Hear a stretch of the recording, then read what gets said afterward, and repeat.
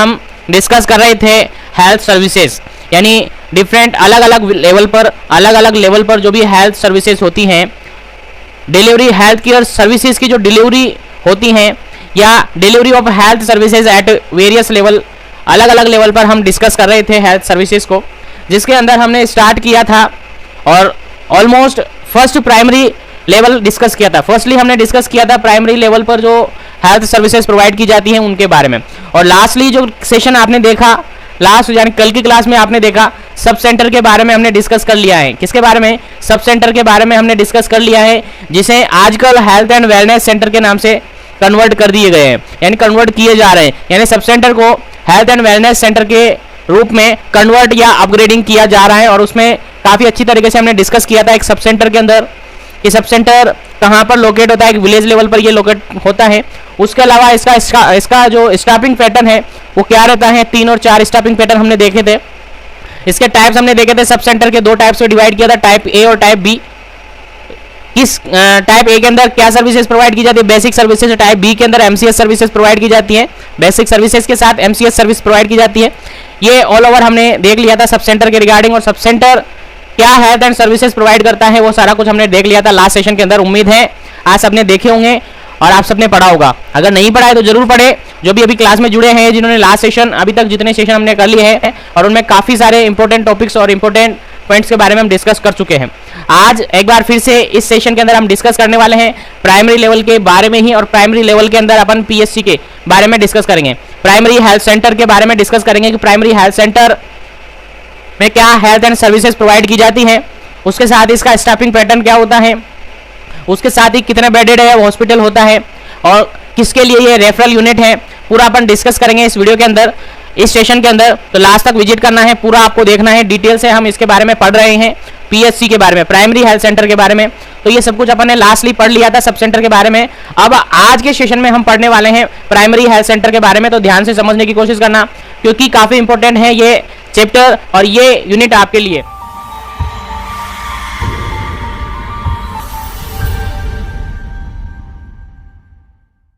सबसे पहले हम डिस्कस करेंगे पीएससी के रिगार्डेड इंट्रोडक्शन की, और इंट्रोडक्शन के अंदर सबसे फर्स्ट वन जो पॉइंट अपन डिस्कस कर रहे हैं, उम्मीद है लास्ट सेशन सबने देखा होगा, जिसने लास्ट सेशन देखा होगा उसको फर्स्ट पॉइंट के रिगार्डेड ऑलमोस्ट सब कुछ पता है। देखिए प्राइमरी हेल्थ सेंटर यानी PSC comprise the second tier, क्या है सेकंड टायर है किसका, रूरल हेल्थ केयर सिस्टम का, रूरल हेल्थ केयर स्ट्रक्चर का सेकंड टायर है, यानी रूरल हेल्थ केयर सिस्टम या रूरल हेल्थ केयर सेंटर या स्ट्रक्चर के अंदर हम डिस्कस किए थे सब सेंटर, फिर पीएससी और फिर सीएससी, इस तरीके से हम डिस्कस कर रहे थे। पीएससी के पहले हमने सब सेंटर पढ़ा, आज पीएससी पढ़ रहे हैं, फिर सीएससी अपन पढ़ेंगे। तो क्या कह सकते हैं कि पीएससी क्या है, सेकंड टायर है, second tier in the rural health structure, health care structure, ठीक है। रूरल हेल्थ केयर, रूरल मतलब ग्रामीण एरिया के अंदर की बात की जा रही है, कि गांवों के अंदर विलेज लेवल की बात की जा रही है, कि विलेज लेवल के अकॉर्डिंग यानी रूरल हेल्थ केयर स्ट्रक्चर के अंदर सेकंड टायर माना जाता है पीएससी को, जो कि क्या करता है केयर प्रोवाइड करता है। PSC provide the integrated curative और preventive health care to the rural population, जो रूरल पॉपुलेशन है उसको क्यूरेटिव और प्रिवेंटिव हेल्थ केयर प्रोवाइड करता है। उसके अलावा with emphasise on the preventive and promotive aspect, और प्रमोटिव और प्रिवेंटिव एस्पेक्ट को ध्यान रखते हुए वहां की पॉपुलेशन यानी रूरल पॉपुलेशन को क्यूरेटिव और preventive care health care provide करता है। कौन? पीएससी, यानी सेकंड टायर है 3 टायर सिस्टम का सेकंड पार्ट है ये अपना, सेकंड टायर माना जाता है कि रूरल हेल्थ केयर स्ट्रक्चर का, ठीक है। I think first point all over cover हो गया होगा, याद हो गया होगा, क्योंकि लास्टली सब सेंटर के अंदर भी सेम यही पॉइंट डिस्कस किया था, उसको फर्स्ट टायर बोलते हुए अपन ने डिस्कस किया था।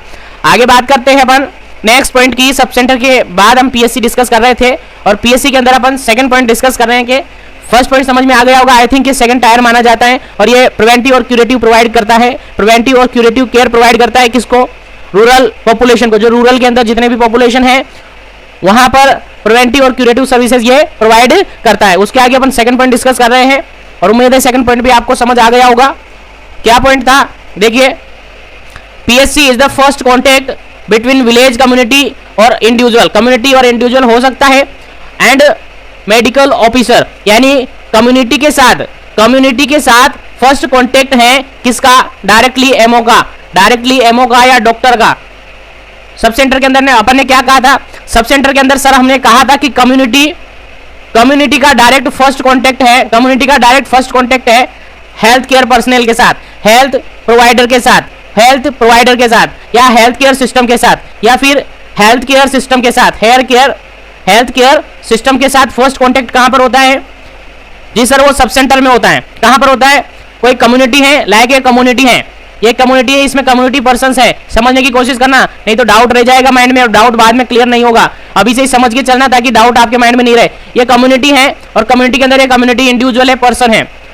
अगर यहां से कम्युनिटी पर्सन सब सेंटर पर जाता है, यहां से कम्युनिटी पर्सन सब सेंटर पर जाता है, सब सेंटर पर जाता है, तो वहां पर किसके साथ कांटेक्ट होगा? और पीएससी पर जाता है तो किसके साथ कांटेक्ट होगा? मान के चलिए यहां पर कम्युनिटी पर्सन है, एक पर्सन यहां पर है, उसको फीवर आ रहा है, उसको फीवर आ रहा है, फीवर आ रहा है, तो वो डायरेक्टली पहले सब सेंटर पे गया। कहां गया? सब सेंटर पर गया। सब सेंटर पर कौन रहते हैं? हेल्थ केयर प्रोवाइडर्स रहते हैं, हेल्थ केयर प्रोवाइडर्स रहते हैं, क्योंकि सब सेंटर पर डॉक्टर्स नहीं रहते, सब सेंटर पर जो मेडिकल ऑफिसर्स है वो नहीं रहते हैं, यानी डॉक्टर्स नहीं रहते हैं। हालांकि अब आने वाले टाइम में यहाँ पर सीएचओज रहेंगे, यहाँ पर क्या रहेंगे? सीएचओज रहेंगे, ठीक है। सब सेंटर यानी हेल्थ एंड वेलनेस सेंटर पर कौन रहेंगे? सीएचओज रहेंगे। अभी तक यहाँ पर केवल हेल्थ केयर प्रोवाइडर रहते हैं, यानी हेल्थ केयर प्रोवाइडर मेल और फीमेल यहाँ पर प्रेजेंट होते हैं। तो डायरेक्टली यदि सब सेंटर की बात करें तो directly first contact between the health care personnel to community, यानी कम्युनिटी के साथ हेल्थ केयर पर्सनल और कम्युनिटी के बीच में जो फर्स्ट कॉन्टेक्ट होता है वो कहां पर होता है? वो सब सेंटर में होता है। अगर कहे कि कम्युनिटी के साथ एमओ के साथ, कम्युनिटी का एमओ के साथ फर्स्ट कॉन्टेक्ट कहां पर होता है? कम्युनिटी का एमओ के साथ, एमओ मतलब डॉक्टर के साथ, मेडिकल ऑफिसर्स यानी डॉक्टर के साथ फर्स्ट कॉन्टेक्ट कहां पर होगा?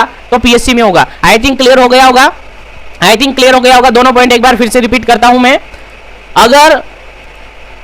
अगर कम्युनिटी का फर्स्ट कॉन्टेक्ट कहां पर हो रहा है? अगर कम्युनिटी है और कम्युनिटी का फर्स्ट कॉन्टेक्ट हो रहा है एक हेल्थ पर्सनल से, किससे? एक हेल्थ केयर प्रोवाइडर से, एक हेल्थ केयर प्रोवाइडर से, तो कहां पर होता है? सब सेंटर पर होता है। अगर कम्युनिटी का फर्स्ट कॉन्टेक्ट होता है एक एमओ से या फिर डॉक्टर से, एमओ से या फिर डॉक्टर से, वो कहां पर होता है? पीएससी में, क्योंकि पीएससी के अंदर मेडिकल ऑफिसर और डॉक्टर्स प्रेजेंट होता है। तो first contact with the MO और डॉक्टर कहां पर होता है? पीएससी पर, प्राइमरी हेल्थ सेंटर पर होता है। और अगर डायरेक्टली क्वेश्चन पूछे कि first contact with the health care giver या health care personal, that is sub centre, तो डायरेक्टली याद रखिए अगर डॉक्टर के साथ फर्स्ट कॉन्टेक्ट है तो पीएससी के अंदर होगा। मिनिमम बात कर रहे हैं पीएससी के अंदर होगा, फर्स्ट कॉन्टेक्ट माना जाता है, क्योंकि पीएससी के अंदर ही डॉक्टर प्रेजेंट होता है। सब सेंटर पर डॉक्टर प्रेजेंट नहीं होता है, हेल्थ केयर प्रोवाइडर्स होते हैं वहां पर मेल और फीमेल। तो फर्स्ट कॉन्टेक्ट हो रहा है मेल और फीमेल या हर हेल्थ केयर प्रोवाइडर के पास, तो वो सब सेंटर है। अगर एमओ या डॉक्टर से फर्स्ट कांटेक्ट हो रहा है तो वो क्या है? पीएससी है। आई थिंक क्लियर हो गया होगा, आई थिंक क्लियर हो गया होगा, ये पॉइंट हो गया ना। चलिए आगे बात करते हैं, यानी first contact with the medical officer और डॉक्टर, कम्युनिटी और मेडिकल ऑफिसर का फर्स्ट कांटेक्ट कहां पर होगा? पीएससी पर होता है। उसके अलावा नेक्स्ट पॉइंट अपन डिस्कस करें, नेक्स्ट पॉइंट डिस्कस करें तो नेक्स्ट पॉइंट भी बहुत ही इजी है, आई थिंक आपको पढ़ते ही समझ आ गया। PSC is headed by MO medical officer. PSC का जो हेड होता है वो कौन होता है? मेडिकल ऑफिसर होता है। कौन होता है? मेडिकल ऑफिसर होता है। और मेडिकल ऑफिसर कौन होता है? एक डॉक्टर होता है, एक डॉक्टर होता है या फिजिशियन अपन इसको कह सकते हैं। तो क्या कह सकते हैं कि पीएससी का हेड पर्सन कौन होता है? एमओ होता है। सब सेंटर का कोई हेड पर्सन हमने पढ़ा? सर नहीं पढ़ा। सब सेंटर में हेड पर्सन जो मेडिकल ऑफिसर्स तो वहां पर होते ही नहीं है, जो भी हेल्थ केयर पर्सनल होते हैं वही वहां पर हेड होते हैं, ठीक है। ऐसा कोई वहां पर स्पेसिफिक नहीं है, क्योंकि वहां पर सब जो है वो क्या है? वहां पर हेल्थ केयर पर्सनल ही है, ठीक है। यहाँ पर डॉक्टर्स आ जाता है, पीएससी के अंदर एक एमओ होता है, तो मेडिकल ऑफिसर को यहाँ पर हेड माना जाता है पीएससी में। या जो पीएससी का हेड होता है कौन होता है? मेडिकल ऑफिसर होता है। याद रखना ये पॉइंट, अपन पीएससी के बारे में पढ़ रहे हैं, कंफ्यूजन नहीं लेना है फ्रेंड्स, ठीक है। आई थिंक यहाँ तक आपको क्लियर हुआ होगा। आगे अपन बात करते हैं सब सेंटर के बाद पीएससी पढ़ रहे थे, कंफ्यूजन नहीं होना है। सेम कुछ चीजें हम सेम पढ़ेंगे, आगे जो हेल्थ केयर सर्विसेज हैं कुछ चीजें सेम आपको लगेगी, तो थोड़ी जो डिफरेंट रहेगी उसी को अपन अच्छे से समझने की कोशिश करेंगे, क्योंकि जो सेम थी वो अपन ऑलरेडी पढ़ चुके हैं। तो नेक्स्ट अपन बात करते हैं टाइप की, पीएससी के टाइप्स की हम बात कर रहे हैं। नेक्स्ट किसकी बात कर रहे हैं? टाइप्स की, पीएससी के टाइप्स की अपन बात कर रहे हैं। जैसे सब सेंटर के अंदर अपन ने डिवाइड किया था सब सेंटर के अंदर हमने डिवाइड किया था सब सेंटर को दो टाइप में, type A sub centre, type B sub centre, या सब सेंटर ए या सब सेंटर बी। वैसे ही पीएससी को भी कितने टाइप में डिवाइड किया है? दो में, टाइप ए पीएससी और टाइप बी पीएससी। पीएससी को भी कितने डिवाइड किया है, 2 पार्ट में डिवाइड किया है। आगे लिखा हुआ है देख सकते हैं, there are 2 types of PSC, type A PSC, type B PSC. क्या क्या डिफरेंस है यहाँ पर देखिए। अगर पीएससी के अंदर लेस देन 20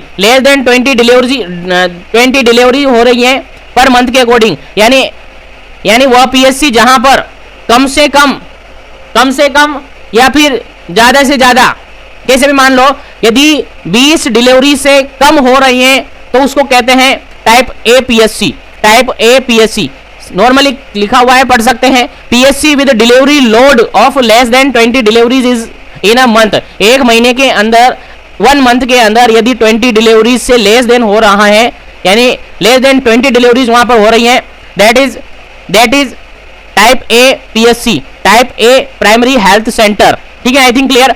अब इसका क्या होगा सर, इसका जस्ट इसका अपोजिट होगा सर। कैसे होगा कि अगर deliveries more than 20 per month के अकॉर्डिंग हो रही है, मोर देन 20 पर मंथ हो रही है, that is type B PSC, that is type B PSC, primary health centre. ठीक है, यानी सीधी सी लैंग्वेज में अपन कहे तो टाइप ए पीएससी कौन सी होगी, टाइप बी पीएससी कौन सी होगी, वो पीएससी जहां पर लेस देन 20 डिलीवरीज होती है पर महीने, यानी पर मंथ के अकॉर्डिंग एक महीने के अंदर 20 डिलीवरी से कम डिलीवरीज होती हैं, that is type A PSC. और अगर 20 डिलीवरी से ज्यादा होती हैं per month, that is type B PSC. I think यहां तक अपन ने जो भी पढ़ा वो क्लियर हो गया होगा और आपको याद रहा होगा। एक बार फिर से मैं थोड़ा सा यहीं से समराइज कर देता हूं। पीएससी के बारे में हम पढ़ रहे थे, delivery of health services at PSC level पर, पीएससी यानी प्राइमरी हेल्थ सेंटर में, जिसमें अपन ने कहा कि ये सेकंड टायर है जहां पर रूरल हेल्थ केयर सर्विसेज का या रूरल हेल्थ केयर स्ट्रक्चर का सेकंड टायर माना जाता है और यहाँ पर प्रिवेंटिव और क्यूरेटिव हेल्थ केयर प्रोवाइड की जाती है रूरल पॉपुलेशन को। उसके अलावा सेकंड पॉइंट अपन ने डिस्कस किया था कि ये फर्स्ट कॉन्टेक्ट है विद डॉक्टर, कम्युनिटी का डॉक्टर के साथ पहला कॉन्टेक्ट कहां पर होता है, पीएससी में होता है। उसके बाद पीएससी का हेड होता है एमओ, मेडिकल ऑफिसर।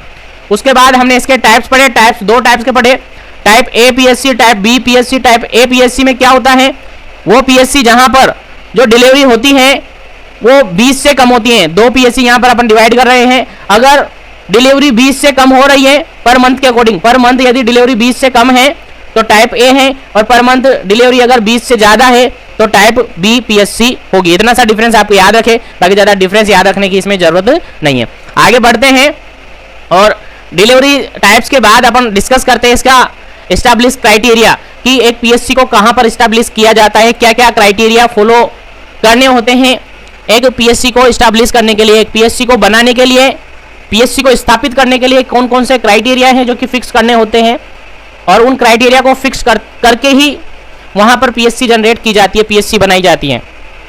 तो समझने की कोशिश करना है, बिल्कुल पॉपुलेशन अपन देखने वाले हैं। यानी जस्ट लाइक एक एग्जांपल मैं आपको समझाऊं, ये एक एरिया है, एक ज्योग्राफिक एरिया है, ये एक ज्योग्राफिक एरिया है और इस ज्योग्राफिक एरिया की पॉपुलेशन, ये प्लेन एरिया है, क्या है, प्लेन एरिया है, और इसकी पॉपुलेशन एटलीस्ट 35,000 है। एटलीस्ट कितनी है, 35,000 है। तो यहाँ पर पीएससी होगा कि नहीं होगा, पीएससी होगा कि नहीं होगा? हाँ सर, प्लेन एरिया के अंदर जो पॉपुलेशन होती है, पॉपुलेशन का क्राइटेरिया होता है वो कितना होना चाहिए, 30,000 तक होनी चाहिए सर। कितनी होनी चाहिए, 30,000 तक होनी चाहिए। अगर मैं कहूं कि यहाँ पर जो पॉपुलेशन है, यहाँ पर पॉपुलेशन है वो 50,000 है, यहाँ पर पॉपुलेशन है वो 50,000 है, तो यहाँ पर कितनी पीएससी होनी चाहिए सर? एक पीएससी तो एटलीस्ट होनी ही चाहिए, एक पीएससी तो एटलीस्ट होनी चाहिए। अगर ये एरिया प्लेन ना होकर हिली एरिया, ट्राइबल एरिया या आदिवासी एरिया होता तो फिर यहाँ पर एटलीस्ट 2 पीएससी होना जरूरी है।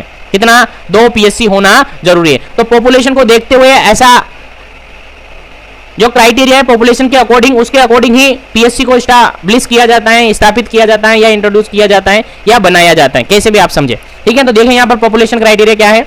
इन प्लेन एरिया या जनरल एरिया, यानी प्लेन एरिया और जनरल एरिया के अंदर पॉपुलेशन एटलीस्ट 30,000, 30,000 पॉपुलेशन होनी चाहिए।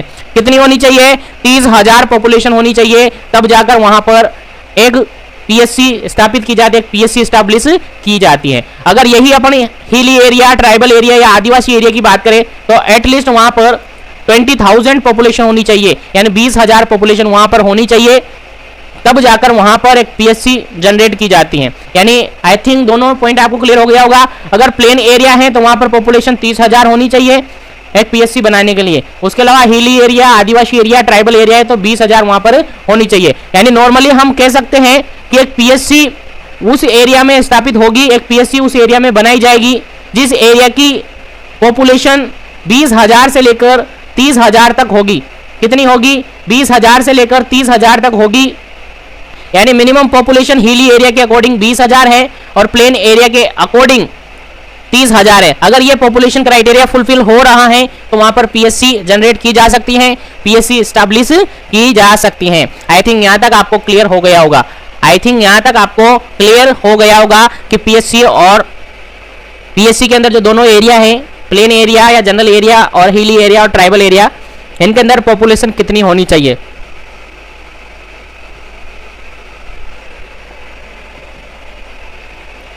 तो यहां तक उम्मीद है आप सबको समझ आ गया होगा, देख लीजिएगा। उसके बाद आगे बढ़ते हैं और कुछ इसके इंट्रोडक्टिव पार्ट को देख लेते हैं। आगे बढ़ते हैं कि एक पीएससी के अंदर जो बेड है, बेड कैपेसिटी कितना होना चाहिए पीएससी के अंदर। तो मिनिमम क्राइटेरिया फिक्स है कि एक पीएससी के अंदर 6 बेड ऑब्जर्वेशनल बेड होते हैं, 6 एटलीस्ट 6 बेड होते हैं। और अगर रेंज की अपन बात करें तो 4 to 6 बेड होने ही चाहिए एक पीएससी के अंदर। 4 to 6 बेड होने ही चाहिए। 6 नहीं भी चले तो कम से कम 4 बेड तो होने ही चाहिए। और एक्चुअली में अपन बात करें तो 6 बेड होने चाहिए एक पीएससी के अंदर। कितने बेड होने चाहिए? 6 इंडोर बेड होने चाहिए। ठीक है, तो कितने बेड होने चाहिए? 6 बेड होने चाहिए जो कि इंडोर यानी इन पेशेंट एडमिट किए जाने होते हैं। यानी कम से कम 6 बेड होनी चाहिए एक पीएससी के अंदर। आगे बात करें नेक्स्ट पॉइंट, और नेक्स्ट पॉइंट आई थिंक आपको समझ आएगा। देखिए, समझने की कोशिश करें। It act as a referral unit. जो पीएससी है वो एक रेफरल यूनिट की तरह काम करती है। किसमें?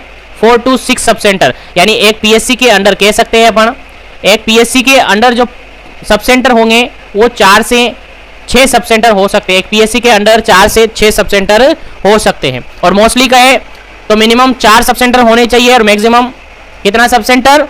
6 सब सेंटर। आपने सब सेंटर की पॉपुलेशन पढ़ी थी कि सब सेंटर के अंदर पॉपुलेशन कितनी होती है कि सर 3,000 और 5,000। तो 3,000 और 5,000 के अकॉर्डिंग आप कैलकुलेट कर लीजिएगा कि पीएससी की पॉपुलेशन के अकॉर्डिंग ये होना चाहिए कि नहीं होना चाहिए। हाँ सर, इतना होना चाहिए। तो ध्यान रखें, एक पीएससी के अंदर 4 से 6 सब सेंटर होते हैं और उनके लिए ये रेफरल यूनिट होती हैं।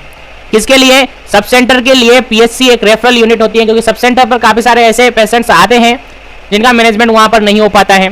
फिर उनको कहा जाता है कि आपको एमओ या मेडिकल ऑफिसर या डॉक्टर से सलाह लेनी पड़ेगी, उनसे एडवाइस लेनी पड़ेगी। तो उनको रेफर किया जाता है कहां पर? पीएससी पर। तो रेफरल यूनिट है PSC as a referral unit for the 4 to 6 sub centre and refer out cases to CSC. और कुछ केसेस है जो कि सीएससी पर भी रेफर किए जा सकते हैं। And higher order public hospital, और हायर ऑर्डर पब्लिक जो हॉस्पिटल है, डिस्ट्रिक्ट हॉस्पिटल है, वहां पर भी रेफर किए जा सकते हैं। तो मोस्टली अपन कहे तो पीएससी एक रेफरल यूनिट होती है। पीएससी एक रेफरल यूनिट होती है। मोस्ट ऑफ दी किसके लिए होती है? सब सेंटर के लिए। और पीएससी पर रेफर नहीं किया जाता, काफी सारी ऐसी कंडीशन होती है पीएससी पर रेफर नहीं किया जाकर आगे डिस्ट्रिक्ट हॉस्पिटल सीएससी पर रेफर किया जा सकता है। लेकिन मोस्टली आपको इतना याद रखना है कि पीएससी सब सेंटर के लिए रेफरल यूनिट मानी जाती है। आई थिंक यहां तक आपको क्लियर हो गया होगा। I think all is clear. चलिए आगे बढ़ते हैं और नेक्स्ट मोस्ट इंपोर्टेंट पॉइंट अपन डिस्कस करते हैं पीएससी के रिगार्डेड। और कंपिटिटिव एग्जाम्स में काफी बार ये क्वेश्चन पूछा हुआ है, तो जो कंपिटिटिव एग्जाम्स की प्रिपरेशन कर रहे हैं वो भी ध्यान दे इस पॉइंट पर। देखिए, PSC is supervise and maintenand by state government. PSC को कंट्रोल कौन करता है या स्पॉन्सरशिप पीएससी पर स्पॉन्सरशिप किसकी होती है? तो सीधी सी लैंग्वेज में अपन कह सकते हैं पीएससी पर स्पॉन्सरशिप या पीएससी को सुपरवाइज कौन करता है या मेंटेनेंस कौन करवाता है? तो स्टेट गवर्नमेंट करवाता है। तो चलिए, जिन्होंने लास्ट क्लास देखी होगी उनको याद होगा कि सब सेंटर का स्पॉन्सरशिप कौन होता है, सब सेंटर का स्पॉन्सरशिप कौन होता है, सब सेंटर का सुपरविजन या सुपरवाइज और मेंटेनेंस कौन करवाता है? याद होगा सबको, उम्मीद है सबको याद होगा। चलिए बताइए, कमेंट कीजिएगा क्या इसका करेक्ट आंसर होगा। जी, इसका बिल्कुल करेक्ट आंसर था सेंट्रल गवर्नमेंट। ठीक है, कौन? Central government. Central government sponsorship करती है सब सेंटर का और पीएससी की स्पॉन्सरशिप करती है स्टेट गवर्नमेंट। और स्पेस गवर्नमेंट, जो स्टेट गवर्नमेंट है वो भी किसके under? Minimum basic need programme के अंडर स्टेट गवर्नमेंट है पीएससी का स्पॉन्सरशिप करती है। यानी पीएससी की स्पॉन्सरशिप करती है स्टेट गवर्नमेंट और स्टेट गवर्नमेंट कौन से प्रोग्राम के अंडर ये काम करती हैं, तो वो प्रोग्राम है minimum basic need programme, minimum basic need programme MNP के अंडर पीएससी को सुपरवाइज्ड और मेंटेनेंस करवाती है। तो आई थिंक यहाँ तक आपको क्लियर हुआ होगा। स्टेट गवर्नमेंट रिलेटेड है पीएससी से और सेंट्रल गवर्नमेंट रिलेटेड है सब सेंटर या हेल्थ एंड वेलनेस सेंटर पर, ठीक है, सब सेंटर या हेल्थ एंड वेलनेस सेंटर से रिगार्डेड है। आई थिंक यहाँ तक आपको सब सेंटर और पीएससी के रिगार्डिंग जो भी डाउट था वो क्लियर हो गया होगा। और पीएससी के बारे में अपन पढ़ रहे हैं, तो पीएससी के रिगार्डेड अभी तक जितने भी पॉइंट हमने डिस्कस किए हैं उसके एस्टैब्लिशिंग क्राइटेरिया अपन ने देखा है, पॉपुलेशन देखी है 30,000 प्लेन के अंदर और 20,000 हिली या ट्राइबल या आदिवासी के अंदर हमने देखा। 4 to 6 बेड इसके अंदर होते हैं और ये रेफरल यूनिट होती है सब सेंटर के लिए। सब सेंटर कितने, 4 से 6 सब सेंटर के लिए रेफरल यूनिट होती है। उसके अलावा इसका सुपरवाइज और मेंटेनेंस का काम करवाती है स्टेट गवर्नमेंट। और स्टेट गवर्नमेंट किस प्रोग्राम के अंडर ये काम करवाती हैं, तो मिनिमम बेसिक नीड प्रोग्राम के अंडर ये काम करवाती हैं, सुपरवाइज करवाती है। और आई थिंक यहाँ तक आपको ऑल ओवर सब कुछ याद हो गया होगा, सब कुछ याद रह गया होगा। आगे बात करते हैं करंटली जो नंबर ऑफ पीएससीज है इंडिया के अंदर। इंडिया के अंदर कितनी पीएससीज हैं करंटली, तो करंटली जो इंडिया के अंदर पीएससीज है वो है 25,753, 25,753 पीएससीज हैं करंटली।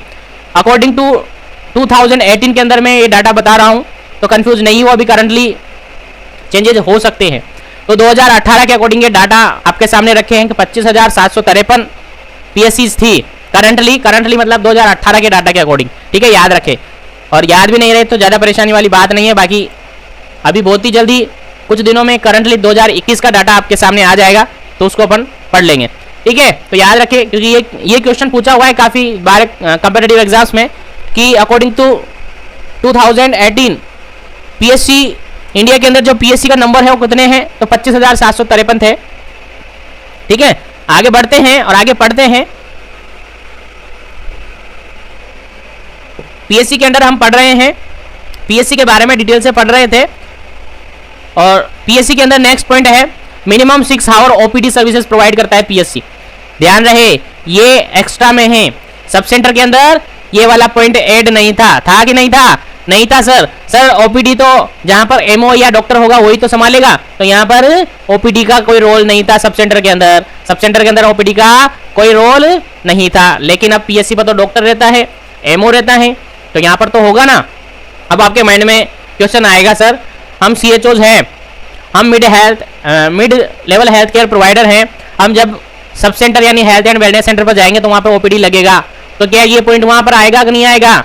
हाँ बिल्कुल आएगा। तो ध्यान रहे अभी आपने सब सेंटर के अंदर ये वाला पॉइंट नहीं पढ़ा था, क्योंकि अब डेवलपमेंट हो रहा है, अपग्रेडिंग की जा रही है, सब सेंटर को अपग्रेड किया जा रहा है हेल्थ एंड वेलनेस सेंटर में। जब health and wellness centre develop हो जाएंगे तो वहां पर भी ओपीडी वाला पॉइंट आ जाएगा, ओपीडी का काम होगा,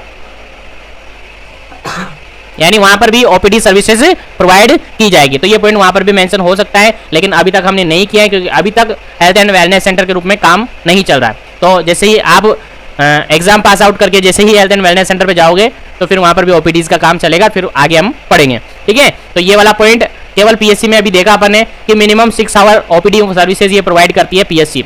उसके अंदर से 4 आवर तो मॉर्निंग के अंदर और 2 आवर इवनिंग के अंदर, ठीक है। 4 आवर तो कब मॉर्निंग के अंदर ओपीडी होगी और 2 आवर का इवनिंग के अंदर होगी, यानी पीएससी के अंदर 6 आवर ओपीडी सर्विसेज प्रोवाइड की जाती हैं। ध्यान रहे आगे सर्विसेज अपन पढ़ेंगे, उसके अंदर डिटेल से आपको याद रखना है, ठीक है। तो 6 आवर ओपीडी सर्विसेज प्रोवाइड की जाती हैं, जिसके अंदर 4 आवर तो मॉर्निंग के अंदर की जाती हैं और 2 आवर इवनिंग के अंदर की जाती है। आगे अपन डिस्कस करते हैं नेक्स्ट पॉइंट, नेक्स्ट पॉइंट आपके सामने है, देखिए नेक्स्ट पॉइंट है 24 आवर इमरजेंसी सर्विसेज प्रोवाइड करते हैं। 24 आवर इमरजेंसी सर्विसेज प्रोवाइड करती है पीएससी, ठीक है। ध्यान रहे ये सर्विसेज आपको याद रखनी है, स्पेशल पॉइंट बनाकर मैंने आपके सामने रखे हैं, ताकि अभी को आप सबको यहीं पर ये याद हो जाए, जब अपन हेल्थ एंड वेलनेस सेंटर के बाद अपन जब पीएससी पढ़ रहे हैं और आगे से आपको ये रोल याद रखने होंगे, ठीक है। तो जब अपन इसके रिगार्डेड जो हेल्थ सर्विसेज देखेंगे पीएससी के रिगार्डिंग, तो वहां पर भी इनको डिस्कस करेंगे। यहाँ पर स्पेशल पॉइंट के रूप में ये रखे मैंने, ठीक है। तो पीएससी क्या करती है, 24 आवर इमरजेंसी सर्विसेज प्रोवाइड करती है। आगे देखिए, इन पेशेंट सर्विस 6 बेड होते हैं, और आप सबको बताई दिया मैंने ऑलरेडी कि इंडोर जो बेड की संख्या होती है, नंबर होते हैं, वो कितने होते हैं 6 होते हैं। तो आई थिंक यहाँ तक आपको समझ आ गया होगा। यहाँ तक हमने पढ़ा पीएससी के रिगार्डेड, पीएससी का इंट्रोडक्शन हमने लिया, पीएससी क्या होती है, पीएससी कहाँ पर होती है, पीएससी का स्टाफिंग पैटर्न हम आगे पढ़ेंगे। और यहाँ तक पीएससी के टाइप हमने देखे, टाइप ए और टाइप बी। उसके बाद पीएससी की एस्टैब्लिशिंग क्राइटेरिया हमने पढ़ा। उसके बाद इंडोर जो ऑब्जर्वेशनल बेड होते हैं वो अपन ने पढ़े, सब सेंटर के लिए ये रेफरल यूनिट मानी जाती हैं। उसके अलावा आगे हम देखें तो इसकी करंटली पीएससी के नंबर हमने देखे। उसके बाद ये ओपीडी सर्विसेज प्रोवाइड करती हैं। उसके अलावा 24 आवर इमरजेंसी सर्विसेज ये प्रोवाइड करती हैं। उसके अलावा आगे हम डिस्कस करेंगे इसका स्टाफिंग पैटर्न, पीएससी का स्टाफिंग पैटर्न। और पीएससी का स्टाफिंग पैटर्न में नॉर्मली आपको यहाँ समझाने की कोशिश करता हूँ, याद रखें। नॉर्मली आप पीएससी का स्टाफिंग पैटर्न यहाँ पर समझे, मैं सेल्फ से थोड़ा सा डिफरेंट होगा बट आपको समझ में आ जाएगा, ठीक है। नॉर्मली आप ऐसे याद रखें, दो टाइप की पीएससी हमने पढ़ी है, दो टाइप की पीएससी हमने पढ़ी है, टाइप ए पीएससी और type B PSC. Type A PSC और type B PSC. Type A PSC के अंदर हमने देखा, टाइप ए पीएससी के अंदर हमने देखा कि कौन सी सर्विसेज प्रोवाइड की जाती हैं, जहां पर एटलीस्ट मिनिमम 20 डिलीवरीज हो, यानी less than 20 deliveries per month हो, वहां पर टाइप ए है। और जहां पर मोर देन 20 डिलीवरीज हो पर मंथ, वहां पर टाइप बी होगा, ठीक है। तो टाइप ए के अंदर जो मिनिमम स्टाफिंग जो पैटर्न होगा वो कितने होंगे, 13 होंगे। टाइप ए के अंदर 13 स्टाफ होंगे और टाइप बी के अंदर 14 स्टाफ होंगे। मिनिमम बता रहा हूं मैं, बाकी एक आपके सिलेबस के अकॉर्डिंग जो आया है, सिलेबस के अकॉर्डिंग जो स्टाफिंग पैटर्न है वो अपन आगे डिटेल से पढ़ेंगे। उसमें एसेंशियल और डिजायरेबल दोनों स्टाफ हम देखेंगे, ठीक है। तो देखिए आगे समझे, यहाँ पर टाइप ए के अंदर जो 13 स्टाफ होगा, स्टाफ कितना होगा, 13 स्टाफ होगा। 13 स्टाफ में से एक तो यहाँ पर एमओ होगा, मेडिकल ऑफिसर होगा, और 2 यहाँ पर स्टाफ नर्स होंगे, 2 यहाँ पर क्या होंगे, स्टाफ नर्स होंगे। और रिमेनिंग जो मेंबर बचे हुए यानी 10 मेंबर जो बचे हैं वो अदर हेल्थ केयर प्रोवाइडर्स यहाँ पर होंगे, जिनको अपन आगे डिटेल से डिस्कस करेंगे। आगे देखिए टाइप बी के अंदर अपन देखेंगे तो एक तो यहाँ पर एमओ होगा, मेडिकल ऑफिसर होगा, और 4 यहाँ पर नर्सिंग स्टाफ होगा। 4 यहाँ पर क्या होगा, नर्सिंग स्टाफ होगा, यानी 4 और 1 कितना हो गया, 15 हो गए, सॉरी 5 हो गए, 4 और 1 5 हो गए, और 5 रिमेनिंग कितने बचे, 9 जो स्टाफ है वो अदर स्टाफ होते हैं, 9 स्टाफ है वो अदर स्टाफ यहाँ पर होते हैं। यहीं पर अपन बात करें, एक और पॉइंट आप नोट करके ध्यान रखें कि अगर हमने कहा अगर लेस देन 20 डिलीवरीज हैं तो टाइप ए है, मोर देन 20 डिलीवरीज हैं तो टाइप बी है। अगर मोर देन 30 डिलीवरी हो जाए तो फिर वहां पर एक्स्ट्रा में एक और एमओ ऐड होता है, वहां पर ऐड होता है, यानी 2 एमओ यहाँ पर हो जाते हैं। फिर स्टाफ कितने का हो जाता है, सर 15 का हो जाता है, ठीक है। यहाँ तक आप याद रखें, ब्रीफली एक रफली स्टाफिंग पैटर्न है। अगर आपको पूरा याद नहीं रहता है तो इतना सा भी आप याद रख सकते हैं, इसका स्क्रीनशॉट ले सकते हैं और अपनी नोटबुक साथ में रखें ताकि नोटबुक में इनको नोट कर सकते हैं, ठीक है। आई थिंक यहाँ तक आपको क्लियर समझ में आ गया होगा, यहाँ तक आपको क्लियरली समझ में आ गया होगा। अब आगे बात करते हैं आपके सिलेबस के अकॉर्डिंग जो आपकी बुक्स हैं उनके अंदर ये स्टाफिंग पैटर्न है वो अकॉर्डिंग ये भी काफ़ी पुराना पैटर्न है। हालांकि जो स्टाफिंग पैटर्न है ये भी काफ़ी पुराना पैटर्न है। देखते हैं फिर भी क्या क्या पैटर्न इसके अंदर होता है। देखिए यहाँ पर जो स्टाफिंग पैटर्न है वो आप देखिए, man power at primary health centre according to IPHS standard 2012 के अकॉर्डिंग ये स्टाफिंग पैटर्न है। अब आप देखिए क्या क्या स्टाफिंग पैटर्न यहाँ पर होंगे। देखिए यहाँ पर दोनों एक साथ दिए हुए हैं स्टाफिंग पैटर्न, टाइप ए और टाइप बी के दोनों के अकॉर्डिंग यहाँ पर दिए हुए हैं। और दोनों के अकॉर्डिंग आप देखें, अगर स्टाफिंग पैटर्न टाइप ए के अंदर अपन देखेंगे तो जस्ट मैंने थोड़ी देर पहले आपको बताया स्टाफिंग पैटर्न कितना होता है। स्टाफिंग पैटर्न कितना होता है, टाइप ए के अंदर तो 13 होते हैं, टाइप बी के अंदर कितने होते हैं, 14 स्टाफ होते हैं। कितने स्टाफ होते हैं, 14 स्टाफ होते हैं। अब ये एसेंशियल के अंदर माने जा रहे हैं, ये तो होने ही चाहिए, और डिजायरेबल में 18 होते हैं। 18 मतलब 5 और इसके अंदर ऐड हो जाते हैं, 5 स्टाफ एक्स्ट्रा में होते हैं जिनको डिजायर होती है, जब जरूरत होती है तब बुलाया जाता है, तब लिया जाता है। और यहाँ पर भी 14 के बाद प्लस में 7 मेंबर्स है, 7 स्टाफ है, वो डिजायरेबल होता है। अब कौन कौन होता है इसके अंदर अपन देखते हैं, ध्यान से इजीली पूरा समझते हैं। देखिए सबसे फर्स्ट वन हम टाइप ए की बात करेंगे। देखिए अपन बात कर रहे हैं पीएससी के बारे में और पीएससी के रिगार्डेड उसके स्टाफिंग पैटर्न के बारे में। तो सबसे फर्स्ट वन टाइप ए की मैं बात करूंगा, और टाइप ए की भी दोनों स्टाफ अलग अलग होते हैं। असेंशियल और डिजायरेबल। असेंशियल मतलब ये तो होने ही चाहिए, और डिजायरेबल मतलब जिसकी जब जरूरत होती है तो उनको लिया जाता है।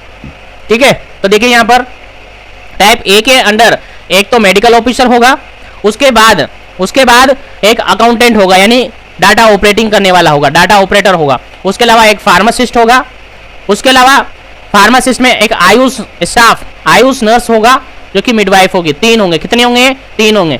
कितने होंगे? 3 होंगे, जो कि मैंने कितने बताए थे? 3 ही बताए थे सर। ठीक है, तो ये कितने होंगे? 3 होंगे। उसके अलावा क्या होंगे? उसके अलावा एक फीमेल हेल्थ वर्कर होगा, एक मेल असिस्टेंट होगा, एक फीमेल असिस्टेंट होगा। ठीक है, याद रखें, याद रखना है, भूलना नहीं है। उसके अलावा आगे अपन देखें तो हेल्थ एजुकेटर यहां पर नहीं होगा। ठीक है, यहां पर क्या होगा? दूसरा मेंबर लेबोरेटरी टेक्नीशियन होगा। क्या होगा? लेबोरेटरी टेक्नीशियन यहां पर होगा। क्या? लेबोरेटरी टेक्नीशियन होगा। उसके अलावा multi skilled group D fourth grade होगा। ठीक है, जो 4th क्लास होता है वो होगा। उसके अलावा एक सैनिटरी वर्कर वॉचमैन होगा, एक वॉचमैन होगा। तो कुल मिला के यहाँ पर 13 यानी 13 का स्टाफ हो जाता है टाइप ए के अंदर। असेंशियल जो स्टाफ होते हैं वो कितने हो जाते हैं? 13 हो जाते हैं। कितने हो जाते हैं? 13। अब डिजायरेबल में कौन कौन ऐड हुआ है देखिए। डिजायरेबल के अंदर एक तो मेडिकल ऑफिसर, आयुष का मेडिकल ऑफिसर, आयुर्वेदिक संस्थान होती है, आप सबको पता है, आयुष के बारे में सबने आपको पढ़ रखा होगा। ठीक है, तो डिजायरेबल के अंदर अपन देखें तो एक आयुष का मेडिकल ऑफिसर होता है। उसके अलावा फार्मासिस्ट, आयुष का फार्मासिस्ट एक और एक प्लस यहाँ पर हो सकता है। उसके अलावा हेल्थ एजुकेटर यहाँ पर होता है, और एक होता है कोल्ड चेन या वैक्सीन असिस्टेंट होता है। कोल्ड चेन या फिर वैक्सीन असिस्टेंट यहाँ पर होता है। तो 5 प्लस में इसमें एक्स्ट्रा में होते हैं, इसलिए यहाँ पर डिजायरेबल में कितने हो जाते हैं? 18 हो जाते हैं। कितने हो जाते हैं? 18 हो जाते हैं। यानी टोटल पीएससी पर टाइप ए टाइप की पीएससी है तो कितने स्टाफिंग होगा? कितना स्टाफ होगा? 13 का स्टाफ होगा सर। अगर डिजायरेबल की बात करें तो 18 का होगा, यानी 5 स्टाफ और इसके अंदर ऐड हो जाता है। कौन कौन ऐड होता है वो आपको बता दिया। ठीक है, आई थिंक क्लियर हो गया होगा। अब आगे अपन बात करते हैं नेक्स्ट टाइप बी के अंदर स्टाफ की। टाइप बी के अंदर अपन स्टाफ की बात करेंगे तो सेम वही स्टाफ यहाँ पर होगा, केवल यहाँ पर एक स्टाफ नर्स है, उसका नंबरिंग बढ़ जाएगा। मैंने बताया था स्टार्टिंग में अभी थोड़ी देर पहले, जब ये स्टाफिंग पैटर्न नहीं बता रहा था तो जनरली एक रफ स्टाफिंग पैटर्न बता रहा है जिसके अंदर स्टाफ केवल क्या बढ़ता है? स्टाफ नर्स बढ़ती हैं। 3 की जगह यहाँ पर देखे 3 स्टाफ नर्स थी, अब यहाँ पर कितनी होगी? यहाँ पर देखिए 3 स्टाफ नर्स थी, यहाँ पर कितनी होगी? 4 होगी। बाकी पूरा पैटर्न सेम है, यहाँ पर सेम है। क्या क्या पैटर्न सर? एक मेडिकल ऑफिसर होगा, उसके बाद एक ऑपरेटर होगा डाटा एंट्री के लिए, एक फार्मासिस्ट होगा, 4 स्टाफ नर्स होगी। उसके अलावा फीमेल हेल्थ वर्कर एक होगा, हेल्थ असिस्टेंट मेल और हेल्थ असिस्टेंट फीमेल होगा। उसके अलावा क्या होगा सर? उसके अलावा आप देखिए क्या होगा, उसके अलावा लेबोरेटरी टेक्नीशियन होगा, मल्टी स्किल ग्रुप डी होगा, और एक सैनिटरी वर्कर वॉचमैन होगा। ये 14 का स्टाफ यहाँ पर होगा असेंशियल के अंदर, टाइप बी के अंदर असेंशियल। और अगर अपन टाइप बी के अंदर डिजायरेबल की बात करें तो आयुष का डॉक्टर होगा, एक आयुष मेडिकल ऑफिसर होगा, साथ में जो मेडिकल ऑफिसर होगा वो ऐड होगा। देखो यहाँ पर 1 लगा के इसके पीछे क्या लगा हुआ है? क्या लगाया हुआ है? हैशटैग लगाया हुआ है। अब हैशटैग मींस मतलब यहाँ पर समझिए कि ये डिजायरेबल है अगर प्रेगनेंसी, अगर डिलीवरी मोर देन 30 होती हैं, अगर डिलीवरी मोर देन 30 होती हैं, अभी बताया था थोड़ी देर पहले मैंने, आप सबको पता है टाइप ए के अंदर लेस देन 20 डिलीवरीज होती है पर मंथ, टाइप बी के अंदर मोर देन 20 डिलीवरीज होती है पर मंथ। अगर टाइप बी के अंदर डिलीवरीज का नंबरिंग पर मंथ के अकॉर्डिंग 30 से ज्यादा हो जाता है, 30 से ज्यादा हो जाता है तो एक एमओ बढ़ जाता है, इसीलिए यहाँ पर क्या लगा हुआ है? हैशटैग लगाया हुआ है। आई थिंक समझ में आया होगा, यहाँ तक आ गया होगा। चलिए आगे बढ़ते हैं और आगे देखेंगे तो फार्मासिस्ट यहाँ पर एक और एक प्लस हो जाता है। उसके अलावा एक हेल्थ एजुकेटर बढ़ता है, कोल्ड चेन असिस्टेंट बढ़ता है, और एक वॉचमैन यहाँ पर ऐड हो जाता है। इसको मिला के यहाँ पर कितने स्टाफिंग पैटर्न हो जाता है? कितना हो जाता है? असेंशियल के अंदर 14। कितने एसेंशियल के अंदर? 14। टाइप बी की अपन बात करें 14 और फिर 7 इसके अंदर प्लस हो जाते हैं, तो डिजायरेबल के अंदर कितना हो जाता है? 21। तो ध्यान रहे पीएससी के अंदर स्टाफिंग पैटर्न टाइप ए की अपन बात करें तो 13 होते हैं, टाइप बी के अंदर बात करें तो 14 होते हैं। देखिए डिजायरेबल आपको याद नहीं देता है तो कोई ज्यादा परेशान होने की बात नहीं है, एसेंशियल आप याद रखें। डिजायरेबल का केवल नंबर आप याद रख लिया, कौन बढ़ता है कौन नहीं बढ़ता उसको आप नहीं भी याद रखेंगे तो भी चलेगा, ठीक है। बट आपको एसेंशियल तो याद रखना ही पड़ेगा कि कौन कौन स्टाफ होता है। उसके अंदर से भी आपको एमओ कितना होता है और स्टाफ नर्स कितना होता है, ये तो बेसिकली आपको याद रखना ही होगा। तो टाइप ए के अंदर 13 होता है और टाइप बी के अंदर कितना होता है? 14 होता है, यानी एक का डिफरेंस यहाँ पर रहता है, क्योंकि यहाँ पर डिलीवरीज क्या हो जाती है? ज्यादा होती हैं, इसीलिए यहाँ पर 13 की जगह 14 होते हैं, ठीक है। आई थिंक यहाँ तक आपको क्लियर हो गया होगा ऑलमोस्ट सबको। आई थिंक यहाँ तक पीएससी के रिगार्डिंग जो भी पॉइंट्स थे पीएससी के रिगार्डिंग जो भी अभी तक हमने पढ़े वो आप सबको क्लियरली समझ में आ गए होंगे, क्लियरली आप सबको याद हो गए होंगे।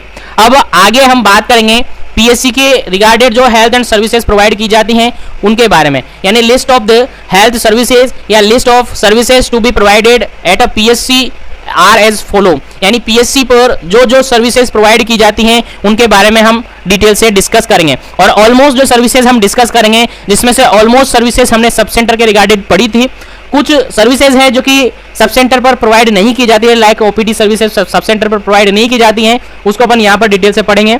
और साथ ही इमरजेंसी सर्विसेज भी वहाँ प्रोवाइड नहीं की जाती सब सेंटर पर, जो कि यहाँ प्रोवाइड की जाती है, उसको डिटेल से समझेंगे। और कुछ स्पेशल सर्विसेज हैं जो कि सब सेंटर पर प्रोवाइड नहीं की जाती है, पीएससी पर की जाती है, तो उनको अपन यहाँ ऐड करते हुए यहाँ पर पढ़ेंगे। तो एक पीएससी पर क्या क्या सर्विसेज हेल्थ सर्विसेज प्रोवाइड की जाती हैं उनको अपन डिटेल से पढ़ने वाले हैं। उम्मीद है यहाँ तक पीएससी के रिगार्डिंग जो भी हमने पढ़ा है, सबसे फर्स्ट वन अपन ने पढ़ा है इंट्रोडक्शन, और इंट्रोडक्शन के साथ डेफिनेशन और उसके कुछ की पॉइंट्स हमने पढ़े हैं। उसके अलावा एस्टैब्लिश क्राइटेरिया हमने पढ़ा है पॉपुलेशन के अकॉर्डिंग, और पॉपुलेशन हमने पढ़ा है कि 20,000 और 30,000 पॉपुलेशन के अकॉर्डिंग हमने पढ़ा है। उसके बाद हमने पढ़ा है कि पीएससी का हेड एक मेडिकल ऑफिसर होता है, और पीएससी पर जो कंट्रोल होता है वो किसका होता है, स्टेट गवर्नमेंट का होता है। किसका होता है, स्टेट गवर्नमेंट का होता है। उसके बाद हमने स्टाफिंग पैटर्न पढ़ा, टाइप ए के अंदर स्टाफिंग पैटर्न 13 का होता है, टाइप बी के अंदर स्टाफिंग पैटर्न 14 का होता है। एसेंशियल स्टाफिंग पैटर्न की बात कर रहा हूं, बाकी डिजायरेबल आपको पता है, डिजायरेबल टाइप ए के अंदर कितना प्लस किया जाता है, टाइप ए के अंदर कितना प्लस किया जाता है। देखिए टाइप ए के अंदर 13 होते हैं, और डिजायरेबल की बात करें तो 5 स्टाफ और ऐड हो जाता है, यानी कि 18 यहाँ पर हो जाते हैं। उसके अलावा टाइप बी के अंदर 14 एसेंशियल स्टाफ होते हैं, 14 एंड 14 एसेंशियल स्टाफ होते हैं। उसके अंदर 7 और ऐड हो जाते हैं, यानी 21 स्टाफ यहाँ पर डिजायरेबल होता है। यानी टोटली आप समझ गए होंगे 13 और 14 का sub centre, sorry health and wellness centre पर पहले बात की थी अपने, यहाँ पर पीएससी की बात कर रहे हैं हेल्थ एंड वेलनेस सेंटर का, तो आई थिंक आपको पता होगा कितने कितने होते हैं, तो क्लियरली समझ में आ रहा होगा कि नहीं आ रहा होगा, आपको समझ में कंफ्यूजन नहीं रखना है फ्रेंड्स, कंफ्यूजन नहीं रखना है। पीएससी की बात अपन कर रहे हैं तो 13 और 14 का स्टाफ होता है। एसेंशियल का थोड़ा सा ऐड हो जाता है, एसेंशियल टाइप ए के अंदर 5 ऐड होते हैं और टाइप बी के अंदर 7 ऐड होते हैं, तो 13 और 5 18 और 14 और 7 21 का स्टाफ यहाँ पर हो जाता है। आई थिंक क्लियर हो गया होगा। अब हम पढ़ लेते हैं पूरा डिटेल से कि पीएससी क्या क्या हेल्थ एंड सर्विसेज प्रोवाइड करता है। चलिए देखते हैं, वन बाय वन पढ़ते हैं इनको। सबसे फर्स्ट वन प्रोवाइड करता है पीएससी मेडिकल केयर।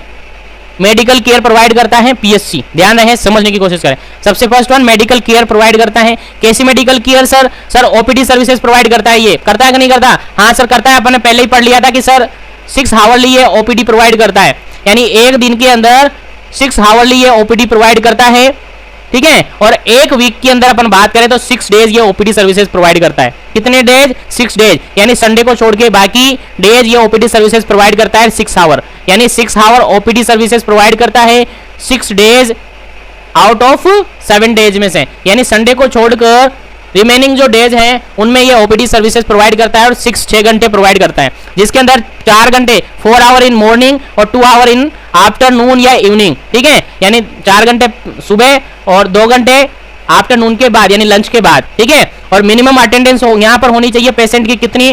40। एक डॉक्टर मिनिमम 40 पेशेंट देखता है, ये क्राइटेरिया है और ये हेल्थ सर्विसेज है, ठीक है। आई थिंक क्लियर हो गया होगा फर्स्ट पॉइंट। उसके बाद अपन आगे बढ़ते हैं, सेकंड पॉइंट क्लियर करते हैं। मेडिकल केयर के रिगार्डिंग पीएससी की सर्विसेज हम पढ़ रहे हैं। 24 हावर इमरजेंसी सर्विसेज प्रोवाइड करता है ये। इसके अंदर क्या क्या सर्विसेज प्रोवाइड करता है? Appropriate management of injury, injury के रिगार्डेड मैनेजमेंट प्रोवाइड करता है। Accident first aid, stitching of wound, wound का स्टिचिंग करने के लिए, इंसिजन या drainage of the abscess, abscess का इंसिजन और ड्रेनेज करना। उसके अलावा stabilisation of condition patient before refer, refer से पहले पेशेंट को स्टेबल करके, जिसे रेफरल यूनिट मान एक तरीके से रेफर करता है, सब सेंटर के लिए रेफर यूनिट है, ठीक है, रेफर का काम करते हैं। तो ये भी आगे क्या करता है? पेशेंट को रेफर करता है, सब सेंटर से पीएससी पे आता है, पीएससी से कहाँ जाता है? सीएससी पे, सीएससी से डिस्ट्रिक्ट हॉस्पिटल, इस तरीके से रेफर चलता है। तो पीएससी जब रेफर वाला केस होता है तो उसको स्टेबल करके रेफर करवा देता है। ये सभी सर्विसेज प्रोवाइड करता है पीएससी। उसके अलावा डॉग बाइट है, स्नेक बाइट है, ठीक है। उसके अलावा कुछ इमरजेंसी कंडीशन है, उन सब में मेडिकल इमरजेंसी सुविधा प्रोवाइड करता है, सर्विसेज प्रोवाइड करता है एक पीएससी। यानी कह सकते हैं कि 24 आवर इमरजेंसी सर्विसेज प्रोवाइड करती है एक पीएससी। आई थिंक यहाँ तक आपको क्लियर हो गया होगा, उम्मीद है यहाँ तक अपने को क्लियर हो गया। आगे आगे क्या प्रोवाइड करता है? रेफरल सर्विसेज प्रोवाइड करता है सर। ठीक है, आगे बढ़ते हैं तो इन पेशेंट सर्विसेज भी प्रोवाइड करता है। इन पेशेंट्स आते हैं, अगर कुछ पेशेंट ऐसे होते हैं तो उनको एक तो ओपीडी होता है, आउट पेशेंट डिपार्टमेंट, यानी कि मरीज आता है, दिखाता है, ट्रीटमेंट लेता है और चला जाता है, ये होता है। और एक इन पेशेंट सर्विसेज होता है, तो पेशेंट आया, अगर एमओ को या डॉक्टर को लगा कि इनको एडमिट करना होगा तो एडमिट किया जाता है, यानी 6 बेडेड ये इन सर्विस भी प्रोवाइड करता है। पीएससी 6 बेडेड इन सर्विस भी ये प्रोवाइड करता है। आई थिंक यहां तक क्लियर हो गया होगा। तो पीएससी के रिगार्डिंग हमने मेडिकल सर्विसेज पढ़ ली कि मेडिकल सर्विसेज क्या क्या प्रोवाइड करते, क्या क्या प्रोवाइड की, याद कर लिए फटाफट से। सर ओपीडी सर्विसेज प्रोवाइड की, उसके बाद 24 आवर इमरजेंसी सर्विसेज प्रोवाइड की, उसके बाद रेफरल सर्विसेज प्रोवाइड की, और उसके बाद इन पेशेंट सर्विस प्रोवाइड की, 6 बेडेड इन सर्विस प्रोवाइड ये करता है। आई थिंक क्लियर हो गया होगा। अब आगे बढ़ते हैं और सेकंड सर्विसेज हैं पीएससी की, maternal child health care including family planning, यानी एमसीएस सर्विसेज। कौन सी services? Sir MCS services. Sir ये तो हमने सब सेंटर के अंदर भी पढ़ा होगा, MCS services plus family planning, ये सर्विसेज भी प्रोवाइड करता है। और सर ये सर्विसेज हमने सब सेंटर के अंदर पढ़ी हैं। हाँ सर, वही सर्विसेज हैं, सेम एज इट इज, आप वैसा के वैसा याद रख सकते हैं। क्या क्या एक ब्रीफली समझा देता हूं, इंट्रोडक्शन आपको बता देता हूं, बाकी सब कुछ वहां डिटेल से हमने पढ़ा है, तो उस क्लास में पढ़ ले, ताकि ये क्लास बार बार अपन एक ही चीज को बार बार रिपीट ना करें, ताकि अपन ज्यादा से ज्यादा क्लास ले सके। तो ये सारी सर्विसेज है, एमसीएस सर्विसेज हमने लास्टली देख लिया है, तो वहां पर देखिए इसका इंट्रोडक्शन थोड़ा सा बता देता हूं ब्रीफली। ठीक है, तो एंटीनेटल सर्विसेज प्रोवाइड की जाती हैं, इसके अंदर अर्ली रजिस्ट्रेशन करवाया जाता है। उसके अलावा मिनिमम 4 एंटीनेटल सर्विसेज प्रोवाइड की जाती है, उसके अंदर टिटनस के बारे में, फोलिक एसिड के बारे में, न्यूट्रिशन के बारे में, जो इन्वेस्टिगेशन करवाने होते हैं उनके बारे में सारा कुछ बताया जाता है। उसके बाद न्यूट्रिशन और हेल्थ काउंसलिंग प्रोवाइड की जाती है, टोबैको खाने से मना करना पड़ता है, टोबैको सिजेशन की एडवाइस की जाती है फीमेल को, प्रेग्नेंट फीमेल को। ये सब बात की थी कि नहीं की थी अपन ने सब सेंटर वाले लेक्चर में? सब सेंटर वाले लेक्चर के अंदर ऑलमोस्ट ये सब कुछ अपन ने डिस्कस कर लिया था, तो ये सारे कुछ अपन ने केवल क्या है, एक तरीके से रिवीजन के रूप में पढ़ रहे हैं। बाकी सर्विसेज जो एक्स्ट्रा में सर्विसेज पीएससी के अंदर हैं वो अपन डिटेल से डिस्कस कर रहे हैं। उसके अलावा identify and management of high risk, ये भी हमने पढ़ा था कि जो भी प्रेग्नेंट लेडी है, प्रेगनेंसी है, उसके अंदर जो भी हाई रिस्क है उसको आइडेंटिफाई करना है, उसको मैनेजमेंट करना है, अगर नहीं होता है तो उसको रेफर करना है। उसके अलावा ट्रैकिंग ऑफ मिस्ड और लेफ्ट आउट एएनसी, ट्रैकिंग करना कि कोई एएनसी रह तो नहीं गई, कोई मिस तो नहीं हो गई है, उसको ट्रैकिंग करना। ठीक है, उसके अलावा इंट्रानेटल केयर, इंट्रानेटल सर्विसेज क्या प्रोवाइड करता है, ये भी हमने सब सेंटर के अंदर पढ़ा था।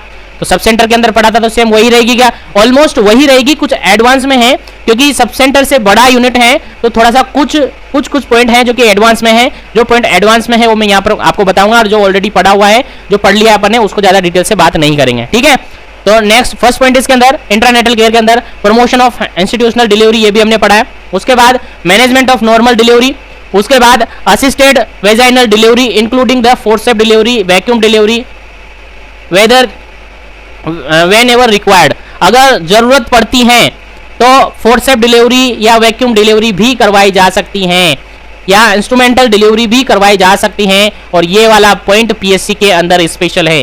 ठीक है, तो जहां पर स्पेशल पॉइंट आएगा वो मैं आपको मेंशन कर दूंगा, वो आपको याद रखना है। ठीक है, तो इंटरनेटल केयर के अंदर वहां पर नॉर्मली हमने ये पॉइंट नहीं पढ़ा है, वहां पर नॉर्मली पढ़ा है कि वेजाइनल डिलीवरी के बारे में पढ़ा था। यहाँ पर फोर्सेप डिलीवरी या वैक्यूम डिलीवरी भी करवाई जा सकती है अगर रिक्वायर होती है, क्योंकि सब सेंटर पे ऐसी फैसिलिटीज नहीं होती हैं, तो फिर वहां से पेशेंट को मैनेज करके स्टेबल करके क्या कर दिया जाता है, रेफर करवा दिया जाता है। पहले अगर लगता है कि नॉर्मल डिलीवरी नहीं हो पाती है, नॉर्मल डिलीवरी नहीं होगी, तो फिर और वहां से असिस्ट करके मैनेज करके स्टेबल करके रेफर कर दिया जाता है पीएससी पे या सीएससी पे। तो यहाँ पर पीएससी ये सर्विसेज प्रोवाइड करती है कि ये फोर्सेप डिलीवरी या वैक्यूम डिलीवरी भी करवा सकती है अगर रिक्वायर है तो। ठीक है, उसके अलावा मैनुअल रिमूवल ऑफ प्लेसेंटा, ये सर्विसेज भी सब सेंटर के अंदर नहीं थी, वहां भी डिलीवरी हुआ, नॉर्मल डिलीवरी हो जाती थी कंडीशन की, तब है फीमेल की नॉर्मल डिलीवरी होती थी तो कंडीशन थी। अगर कोई एडवर्स इफेक्ट चल रहे थे, कोई एडवांस इमरजेंसी आ सकती थी, तो फिर वहां पर तुरंत रेफर बनाया जाता था next higher health care settings पर। ठीक है, तो यहाँ पर मैनुअली रिमूवल ऑफ प्लेसेंटा को मैनुअली भी रिमूवल करने की सर्विसेज प्रोवाइड की जाती है इंटरनेटल सर्विसेज पीएससी के अंदर। आई थिंक ये दोनों पॉइंट आप मेंशन कर लीजिएगा, दोनों पॉइंट आप याद रख लीजिएगा जो कि सब सेंटर के अंदर नहीं थे। आई थिंक यहाँ तक क्लियर हो गया होगा। आगे बढ़ते हैं और नेक्स्ट आगे अगला पॉइंट पढ़ते हैं इंटरनेटल केयर के अंदर ही। नेक्स्ट पढ़ते हैं, देखिए नेक्स्ट पॉइंट है appropriate and promote the referral for cases needing speciality care, ये पॉइंट भी वहां पर हमने नहीं पढ़ा था, ये भी स्पेशल पीएससी के अंदर ही हम पढ़ रहे हैं। अगर जरूरत है, अगर प्रेग्नेंट लेडी को जरूरत है, डिलीवरी के टाइमिंग में जरूरत है कि स्पेशल केयर इनको प्रोवाइड की जानी चाहिए, तो फिर पीएससी पर रेफर किया जाता है। सब सेंटर पर ये यूनिट, सब सेंटर पर ये स्पेशल केयर प्रोवाइड नहीं की जा सकती है, क्योंकि वहां पर कोई स्पेशलिस्ट नहीं होता है, कोई डॉक्टर्स नहीं होता है, कोई मेडिकल ऑफिसर नहीं होता है, बल्कि यहाँ पर पीएससी पर डॉक्टर्स होता है, मेडिकल ऑफिसर होता है, इसलिए यहाँ पर स्पेशल केयर प्रोवाइड की जाती है और साथ ही एप्रोप्रिएट रेफरल केयर भी प्रोवाइड की जाती है। यहाँ पर भी अगर केस ऐसा लग रहा है कि हमसे मैनेज नहीं होगा तो उसको स्टेबल किया जाता है, स्टेबल करके उसको सीएससी पर रेफर कर दिया जाता है। तो ये रेफर वाली जो सर्विसेज है वो पीएससी प्रोवाइड करता है। अगर पीएससी पर ऐसा लगता है वहाँ के एमओ को, वहाँ के डॉक्टर्स को कि इस लेडी को स्पेशल केयर की जरूरत है, तो फिर उसको रेफर बना के, स्टेबल करके रेफर बना के और तुरंत रेफर कर दिया जाता है। ठीक है, आई थिंक याद होगा यहाँ तक, आई थिंक समझ में आ रहा होगा यहाँ तक। चलिए नेक्स्ट पॉइंट की बात करें, management of pregnancy induced hypertension. Pregnancy induced hypertension या जेस्टेशनल हाइपरटेंशन, ये भी अपन ने डिस्कस नहीं किया था सब सेंटर के रिगार्डिंग। किया था कि नहीं किया था सर? नहीं किया था, तो मैंने कहा है जो सब सेंटर के अंदर हमने डिस्कस नहीं किया उसको आगे अपन पीएससी के अंदर डिस्कस करेंगे, और जो डिस्कस कर लिया उसको ज्यादा डिस्कस नहीं करेंगे। ठीक है, बस वीडियो को ज्यादा से ज्यादा लाइक और शेयर करते रहिए और इसी तरीके से कंटिन्यू सेशन मिलते रहेंगे आपको। चलिए यहाँ पर है कि जो प्रेगनेंसी इंड्यूस हाइपरटेंशन है उसका भी मैनेजमेंट किया जाता है, और साथ ही अगर लगता है डॉक्टर्स को कि आगे इसको रेफर किया जाना है, हमारे कंट्रोल में नहीं हो सकता है, हमसे नहीं हो पाएगा, अगर ऐसा लगता है तो उसको रेफर कर दिया जाता है आगे। ठीक है, यहाँ तक समझ में आया? नेक्स्ट पॉइंट है प्री रेफर मैनेजमेंट यहाँ पर किया जाता है, यानी ऑब्स्टेट्रिक जो भी फर्स्ट एड प्रोवाइड किया जाता है प्रेगनेंसी लेडी को, उसको फर्स्ट एड करके यानी स्टेबल करके आगे रेफर सर्विस प्रोवाइड की जा सकती हैं और रेफर प्रोवाइड की जाती हैं। कहाँ पर? पीएससी पर। अगर लगता है कि आगे इसको एक्स्ट्रा में सर्विसेज की जरूरत है, सीएससी पर जाना जरूरी है, डिस्ट्रिक्ट हॉस्पिटल में भेजना जरूरी है, पीएससी लेवल पर फैसिलिटीज थोड़ी भी कम रहती हैं क्योंकि सब सेंटर पर बिल्कुल कम फैसिलिटीज होती हैं, फिर सब पीएससी पर जाते हैं तो पीएससी पर और सर्विसेज होती हैं, सब सेंटर से ज़्यादा सर्विसेज होती है, लेकिन हर सर्विसेज भी वहाँ प्रोवाइड नहीं की जा सकती है, इसलिए फिर सीएससी पर, और सीएससी पर भी मोस्ट ऑफ दी कुछ सर्विसेज है जो प्रोवाइड नहीं होती है, फिर वो डिस्ट्रिक्ट हॉस्पिटल या कॉलेज के अंदर प्रोवाइड की जाती है। तो हर सर्विसेज हर सेंटर पर होना जरूरी नहीं है। ठीक है, तो यहाँ पर प्रेग्नेंट लेडी को स्टेबल करके ऑब्स्टेट्रिक जो भी फर्स्ट एड होता है वो करके रेफर कर दिया जाता है। उसके अलावा यहाँ पर मिनिमम 48 आवर स्टे रखा जाता है, 48 आवर स्टे रखा जाता है। सर हमने सब सेंटर के अंदर पढ़ा था कि एटलीस्ट 24 आवर स्टे रखना होता है एक लेडी को, प्रेग्नेंट लेडी को आफ्टर डिलीवरी 24 आवर स्टे रखना होता है हॉस्पिटल के अंदर, लेकिन पीएससी ऐसी फैसिलिटीज देती है कि यहाँ पर 48 आवर तक स्टे कर सकते हैं पेशेंट को। ठीक है, याद रखना है डिफरेंस। ठीक है, मैं डिफरेंस बताता हुआ जा रहा हूँ, दोनों में जो डिफरेंस बता रहा हूँ वही पॉइंट आपको की पॉइंट करके याद रखने हैं पीएससी के रिगार्डेड। बाकी सर्विसेज आपने सब सेंटर के रिगार्डेड पढ़ी ली। आगे देखते हैं next point, managing labour using partograph, ये भी आपने सब सेंटर के अंदर पढ़ा है, यानी पार्टोग्राफ को देखते हुए जो लेबर प्रोसेस है उसको मैनेज करना, ये पीएससी ये केयर भी प्रोवाइड करता है या सर्विस प्रोवाइड करता है पीएससी। उसके बाद आगे प्रोवाइड करते हैं post natal care. Post natal care भी सर हमने सब सेंटर के अंदर पढ़ी है, लेकिन कुछ पॉइंट हैं यहाँ पर जो एक्स्ट्रा में पढ़ने हैं। तो फर्स्ट वन पॉइंट है ensure post natal care 03 days at the health facilities ensure 7th और 42 डेज। ये पॉइंट अपन ने मेंशन किया था कि नहीं किया था सब सेंटर में? हाँ सर, ये पॉइंट हमने मेंशन किया था कि अगर होम डिलीवरी है, देखिए यहाँ पर भी लिखा हुआ है, अगर होम डिलीवरी है तो 0 डेज पे, 3 डेज पे, 7 डेज पे और 42 डेज पे विजिट करना पड़ेगा होम डिलीवरी है तो। और अगर एलबीडब्ल्यू है तो फिर 14 डेज पे, 21 डेज पर विजिट और 28 डेज पर और विजिट करना होगा। सर हाँ, ये पॉइंट हमने पढ़ा है कि अगर होम डिलीवरी हुई है किसी लेडी की तो 4 विजिट तो उसको नॉर्मली करने ही होंगे। कौन कौन से? 0 डेज पर जिस दिन डिलीवरी हुई उस दिन का, उसके अलावा 3 डेज, 7 डेज और 42 डेज। उसके अलावा अगर बेबी एलबीडब्ल्यू है, एलबीडब्ल्यू मतलब लेस देन 2.5 kg से कम है, तो फिर 14 डेज पर, 21 डेज पर और 28 डेज पर भी विजिट करना होगा, यानी 3 एडिशनली विजिट यहाँ पर ऐड किए जाते हैं। ठीक है, याद रखना, ये पॉइंट भूलना नहीं है, सब सेंटर के अंदर भी इसके रिगार्डेड हमने पढ़ा था। उसके बाद नेक्स्ट पॉइंट हम देखें तो इसके अंदर है initiation of earlier breast feeding within 1 hour. ये पॉइंट हमने देखा था कि नहीं देखा था? कि हाँ सर, ये हमने देखा था कि आफ्टर डिलीवरी जितना जल्दी हो सके, as soon as possible baby को ब्रेस्ट फीडिंग करवाना चाहिए, ये पॉइंट हमने ऑलरेडी देख लिया था। और ये क्वेश्चन CHO एग्जाम के अंदर, जो एग्जाम फाइट करके आप आए उसके अंदर भी आया था और काफी सारे कॉम्पिटेटिव एग्जाम्स में पूछा हुआ है, ठीक है, याद रखें।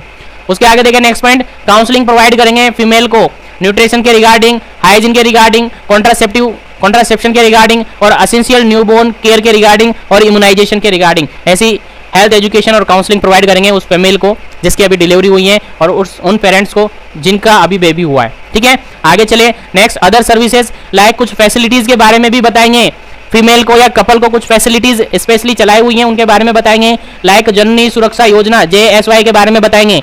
तो बताओ ये सर्विसेज वहां थी क्या, कहां थी सर, सब सेंटर में थी क्या, नहीं थी सर, ये सर्विसेज वहां नहीं थी। तो ये सर्विसेज यहां पर आपको याद रखनी है कि ये फैसिलिटीज जो होती हैं, फैसिलिटीज जो होती हैं अंडर द जननी सुरक्षा योजना, जननी सुरक्षा योजना के अंदर जो भी फैसिलिटीज होती हैं उनके बारे में कपल्स को या फीमेल को या मदर्स को बताया जाता है और उसके रिगार्डिंग जो भी प्रोविजन होते हैं वो फैसिलिटीज उन कपल को, उस फीमेल को, उस बेबी को प्रोवाइड की जाती हैं। आई थिंक यहाँ तक क्लियर आ गया होगा। नेक्स्ट पॉइंट है tracking of missed out of PNC, कोई पोस्ट नेटल केयर वाला कोई पेशेंट, कोई लेडीज छूट तो नहीं गई, मिस तो नहीं हो गई, रह तो नहीं गई, उसको भी ट्रैकिंग करने का काम होता है PSC का। और आई थिंक ये पॉइंट अपने वहां मेंशन किया था। आई थिंक यहाँ तक जो सर्विसेज हमने देखी वो आपको समझ आ गई होगी और याद हुई होगी, क्योंकि कुछ सर्विसेज हमने सब सेंटर में पढ़ ली, जो एक्स्ट्रा में थी उनको अपने यहाँ पर डिस्कस कर लिया, ठीक है। आगे बढ़ते हैं और नेक्स्ट सर्विसेज के बात करते हैं। नेक्स्ट सर्विसेज है न्यूबॉर्न केयर। न्यूबॉर्न केयर के अंदर हमने ऑलमोस्ट सारी सर्विसेज वहां पर पढ़ी थी और सेम आई थिंक वही होगी और वही है। आगे देखा फर्स्ट पॉइंट है facilities to essential newborn care. Newborn care के लिए फैसिलिटीज प्रोवाइड की जाती हैं, ये हैं। उसके अलावा जो यहाँ पर रिसक्सिटेशन है, यानी नॉर्मली कह सकते हैं CPR वाली फैसिलिटीज वहां पर नहीं थी। सब सेंटर में CPR हो सकता है क्या, नहीं हो सकता है सर, वहां पर ऐसी फैसिलिटीज नहीं होती हैं। तो एक PSC के अंदर, प्राइमरी हेल्थ सेंटर के अंदर रिसक्सिटेशन भी करवाया जा सकता है। ये फैसिलिटीज भी रखता है एक PSC लेवल पर, क्योंकि वहां पर MO होता है, इसीलिए ये फैसिलिटीज दे सकते हैं एक न्यूबॉर्न के अंदर। ये जरूरत कब पड़ेगी सर, कोई प्रीटर्म बेबी हो सकता है उसको जरूरत पड़े, सर कोई LBW बेबी हो सकता है उसको जरूरत पड़े, सर कोई इंस्ट्रूमेंटल डिलीवरी हो सकता है उसमें जरूरत पड़े। तो ये सर्विसेज स्पेशल है, तो ये आपको याद रखनी है। उसके अलावा मैनेजमेंट ऑफ नियोनेटल हाइपोथर्मिया वाली भी वहां पर नहीं थी कंडीशन, तो यहाँ पर याद रखना है कि बॉडी टेम्परेचर को मेंटेन करना होता है बेबी के को, क्योंकि जैसे ही डिलीवरी होती है तो उसका एनवायरनमेंट चेंज होता है, तो काफी चेंजेस होते हैं। डिलीवरी के टाइम पे जो एसेंशियल न्यूबॉर्न केयर प्रोवाइड की जाती है, कौन कौन सी केयर प्रोवाइड की जाती है वो अपन यहाँ केवल अभी फंक्शन पढ़ रहे हैं, सर्विसेज पढ़ रहे हैं, बाकी एसेंशियल न्यूबॉर्न केयर क्या क्या होती है वो अपन सेपरेट सेशन भी लेंगे, क्योंकि वो अपने सिलेबस में भी हैं, ठीक है। तो यहाँ पर नॉर्मली आप याद रखें कि हाइपोथर्मिया अगर पेशेंट को है, बेबी को है, तो उसके रिगार्डिंग जो भी एक्शन होते हैं, जो भी केयर है, सर्विसेज हैं, वो प्रोवाइड की जाती है। Like provision of warm kangaroo mother care, KMC provide करना, KMC के बारे में आपने पढ़ा होगा, आप सबको याद होगा। उसके अलावा इन्फेक्शन प्रोटेक्शन, उसके अलावा कोड केयर, उसके अलावा आइडेंटिफिकेशन ऑफ सिकनेस या सिक न्यूबॉर्न और प्रमोट रेफर। अगर ये सारी सर्विसेज प्रोवाइड की जा रही है, इन्फेक्शन प्रोटेक्शन करवाया जाता है, कोड केयर प्रोवाइड की जाती है, अगर हाइपोथर्मिया लग रहा है तो KMC प्रोवाइड की जाती है, जॉइंटिस लग रहा है तो फिर जॉइंटिस हो जाता है या लग रहा है तो फिर उसको फोटोथेरेपी वगैरह प्रोवाइड की जा सकती है। अब कहेंगे आपसे फोटोथेरेपी वहाँ फैसिलिटीज नहीं होती है, तो PSCs पर फोटोथेरेपी की फैसिलिटीज मुश्किल से ही होती है, कहीं पर होती है, कहीं पर नहीं होती है, ऐसा कोई नहीं है। तो फोटोथेरेपी नहीं है, अगर जरूरत है, अगर हमें लगता है कि उसको फोटोथेरेपी की जरूरत है, फिर उसको रेफर बना के स्टेबल करके रेफर कर दिया जाता है CHC पर या डिस्ट्रिक्ट हॉस्पिटल में, वहां पर उसको फोटोथेरेपी करवाई जाती है। यानी आइडेंटिफाई किया जाता है कि न्यूबॉर्न सिक है, बीमार है, अगर कोई ऐसी कंडीशन है कि उसको वहां पर मैनेज नहीं किया जा सकता, तो फिर उसको रेफर बना के रेफर कर दिया जाता है। तो ये न्यूबॉर्न केयर सर्विसेज प्रोवाइड की जाती है एट PSC लेवल पर। आगे बात करते हैं हेल्थ केयर सर्विसेज हम बात कर रहे थे PSC के अंदर, तो यहाँ पर सर्विसेज प्रोवाइड कर रहे हैं अपन। नेक्स्ट सर्विसेज, उम्मीद है यहाँ तक कि आप सबको समझ में आए होंगे। नेक्स्ट सर्विसेज है केयर ऑफ द चाइल्ड को केयर प्रोवाइड करना। क्या क्या केयर प्रोवाइड की जाती है चाइल्ड को, देखिए रूटीन और इमरजेंसी केयर, ये भी स्पेशल पॉइंट है, याद रखें। केवल PSC के अंदर ही अपन पढ़ रहे हैं, सब सेंटर के अंदर ही अपन ने नहीं पढ़ा है। तो रूटीन और emergency care of 6 children including the integrated management of neonatal and childhood illness, IMNCI strategies के अंदर रूटीन और इमरजेंसी केयर प्रोवाइड की जाती है या इन पेशेंट केयर प्रोवाइड की जाती है एक चाइल्ड को। जो कि पीएससी के अंदर ही स्पेशली प्रोवाइड की जाती हैं, ये सब सेंटर के अंदर प्रोवाइड नहीं की जाती है। तो याद रखिए ये वाला पॉइंट। नेक्स्ट पॉइंट की बात करें, नेक्स्ट पॉइंट है counselling on exclusive breast feeding, यानी जो मदर हैं उसको काउंसिल किया जाता है, उसको काउंसलिंग दी जाती है, एजुकेशन दी जाती है, किसके लिए? एक्सक्लूसिव ब्रेस्ट फीडिंग के लिए, कि वो at least up to 6 month, at least 6 month baby को ब्रेस्ट फीड करवाए और आफ्टर 6 मंथ वो कॉम्प्लीमेंट्री फीडिंग दे सकती हैं, ऐसा फीमेल को एजुकेट करेंगे।